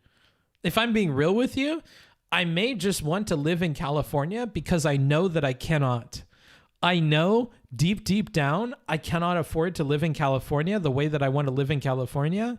And it makes it bothers my brain so much that I want to just do it. Like that may be what's going on. And there's like a 5% voice in my brain that tells me that to snap me out of it. And I don't know if that 5% little tiny voice is right or not. Would you buy a house in a super cheap area in the US? Maybe later. I just don't like the idea of an obligation like that. You being a socialist would be so boring, especially if it's something you don't actually believe in. I mean, I do believe in socialist stuff. I think it's good. I just, I just don't, I'm not politically like caring about stuff. So it's not content that I would be super interested in. I could have fun with it, but whatever. Hey, Booksmarts, are you against reviewing duo debates or have you just not found one you've wanted to review? Probably the latter, but it's also logistically difficult. Do human cannibals technically travel for a living? I don't know, bro. Would you buy it? Okay, I already answered that. Let's get a streamer house. I'm down. I've told you that before. I'm really important. You should hit up Irrelevant. Word on the grapevine is that Irrelevant might need roommates, so we could. If we get a streamer house, that'll solve all of my problems all at once. So of course I'm down for that. Especially if it's somewhere that I can get an office as well. That way I don't have to be in the house with all you crazy idiots. Honestly, like the dream Thanos snap is you have a streamer house with like strict rules about when everybody goes to bed. And then if people want to stay up till fucking dark 30 doing their streams, they go to the fucking office to do it, dude. That would be the dream. Or to be on like a 2-part house or something where like the back is like a studio where everybody's loud as fuck. And then the house is where you live like a normal fucking person. I'm from there and I moved to a different state. Interesting. Want to hear a math joke? No. Thoughts on the parallels of how the Gutenberg press and internet have been handled by the elite? No, I don't care. West LA streamer house. No, we don't have to do West LA. We should do Orange County. Orange County is way better. LA is a fucking shithole. For anybody that doesn't know about California, never ever move to LA. LA is honestly a shithole. Like it is. It's trash. It's trash and it's expensive. And that's the worst combination of things. You don't want something that's trash and expensive. Orange County? Are you a millionaire, Books? No, I just have better taste than this person that suggested living in West LA. West LA is not cheap either, party people. West LA is not cheap either. It's just if you're going to spend that much money, you may as well live in Orange County and live like a good life. You, me, and Rele probably get along just fine. Probably. I don't know if you're memeing. I think that we would. As long as I was able to get sleep, dude, I really wouldn't care. Like, as long as I would be able to get sleep, I would get along fine with you guys. You're an adult. You've lived by yourself. I'm an adult. I've lived by myself. I think that you're reasonably clean. That's what I would guess, because you're on top of everything else in your life. So, like, as long as you're reasonably clean and you like aren't like unreasonably loud, which I don't think you are, like I think we would get along fine. The only thing that worries me is Rele being up at fucking like 2:30 a.m. or whatever doing a stream and like, no fucking shot, dude. Like that's what I'm worried about. That's why I think if you're going to stream to dark 30, you should have to pay like $300 to $500 for the office and go get an office. That's why I do it. Have you ever seen the movie Kung Pao growing up? No. Hey, Book, I'm incredibly hungover. Well, you should toss me a tip, bro. My friend moved to LA for a relationship and he's been complaining about it ever since. That tends to happen. I'm from West Sacramento. Fuck. I said LA was shit, but at least we got shit to do and something to look at. That sucks. You can't see very far through the smog there. Ugh. Sacramento's fucking disgusting. I feel bad for you, dude. I'll pray for you tonight. Can Mr. Wicked Supreme join the streamer syndicate? He can, but like he lives with his wife and stuff, bro. He's on his own. He's a big boy. If you want to live in a nice bougie area that's not a traffic shit show, why not Santa Monica? Because Santa Monica is a shit show. That's not a nice place either. I don't like anywhere in LA, dude. I don't like anywhere in LA. Imagine 4 million people and no public transport. This is what roads and cars are for. Duh. Get a streamer house in Skid Row to own the libs. Yeah, maybe. Yeah, we'd let him live in the garage. Yeah. And we would buy that fucking sound isolating foam. Dude, we should put fucking wallpaper up and shit and just tell him, no, this isn't a garage, dude. It's like a utility room. Move Rele into the garage. We could at least put his fucking streaming setup in there and sound isolated, I guess. I am unreasonably unclean. Ugh. I don't like the sound of that. Also, I literally think Irrelevant doesn't heat his house. Dude always has his Snuggie. Well, luckily we live in a place where you don't really have to heat the house at all. You just put on a blanket. Oh God, super light sleepers are the worst. I'm not a super light sleeper, dude, but if I tune into some noise that you're making, it'll bug the fuck out of me. Booksmart's living under the bridge to keep his grind set going. Maybe, dude. You drunk ass motherfucker. How am I a drunk ass motherfucker? I've had one of these and it's not even done. What do you mean? What is this? Some fucking 4% nonsense? 4.5%, dude. Chill out. I remember you mentioned that you didn't really play video games most of your life. What's up with that? Because I only played 1 or 2 and I was good at them.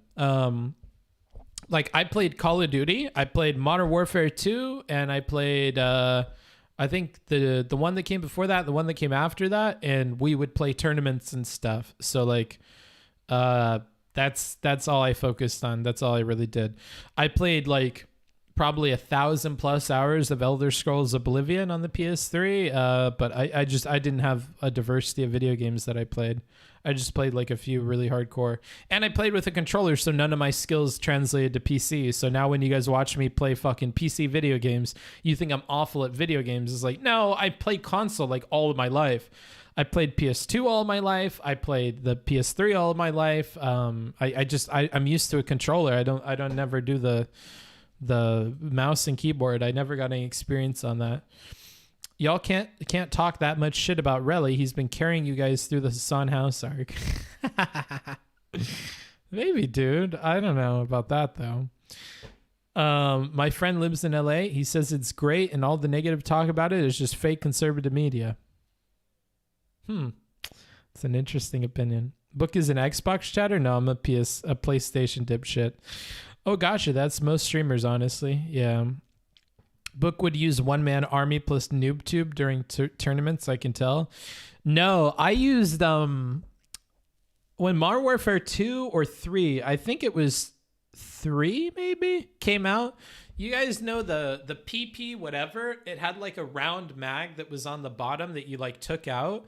When that game first came out, Blockbuster, I think, had some like had some tournaments they were doing where like you could go in and play the game, and if you kicked everybody's ass, you won. The PP 2000. I smoked people with that fucking PP 2000. I don't know what was up with that. It was fucking broken, dude. I destroyed people. It was unbelievable. And I just kept using the PP 2000 for like a long time after that. Of course, I used other stuff depending on the map and whatever, but I would still go into free-for-all with the PP 2000 and love it. Oblivion is based. I love Oblivion. Yeah. At least LA is better than living in Bakersfield. Yeah, but when you set the bar that low, you know, I don't know. Lots of stuff is going to cross over it. Oh shit. What was your favorite quest line in Oblivion? None of them. I don't really care. The ones that took you into the other dimension were fun. The ones that were in like the crazy land were kind of cool. But I was not like a quest nerd or some bullshit. I liked fucking around and duplicating items and whatever. What was your favorite track from it? I don't remember. I'm not a nerd like that, dude. I played the game. I sent Rele a message. Let's see. Okay. I'm down for it. I think that you mentioned that your lease is up soon, right? Like maybe we could work this out and then I don't have to worry about where I'm going to go next. PS2, PS3, I'm guessing that's where the Devil May Cry came in. Yeah, definitely. I had a cousin that was really into it. So hi, Booksmarts. Did you see Lefty Dumbfucks disrespecting Colin Powell? I don't even know who the fuck Colin Powell is. Sorry, I'm really important. If you talk about Colin Powell on your stream, I don't even remember who this is. You mentioned a lot of names in your stream and only half of them stick for me. Hey, Book, going over the descriptions on your tutoring info webpage, it sounds a lot like life coaching. Did you draw a distinction between what you do and life coaching? I mean, there is a section that is like giving people advice, but I just don't know what the fuck life coaching is, dude. So I can't compare. If not, what would you say are the necessary core skills of a life coach? Again, don't know what the fuck that is, dude. I walk into the birds because I'm on mouse and keyboard. I didn't say that. Come on, bruh. Booksmarts, why not connect a controller to your PC? Because it doesn't work the same, dude. It's not the same. When everybody else is playing with a controller, it's very different. I don't understand how COD is so popular on consoles. Likely, how do you aim with a controller?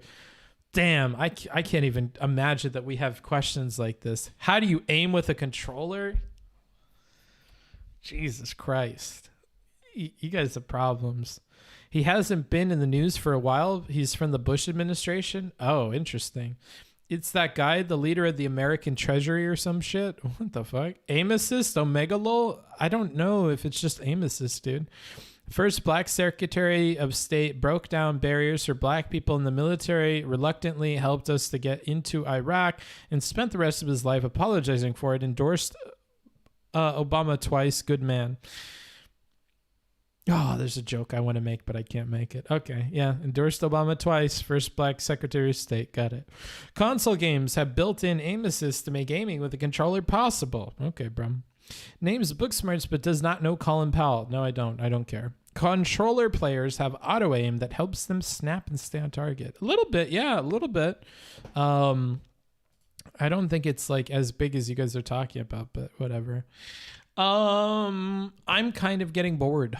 Colin Powell really wanted to visit Iraq. Okay.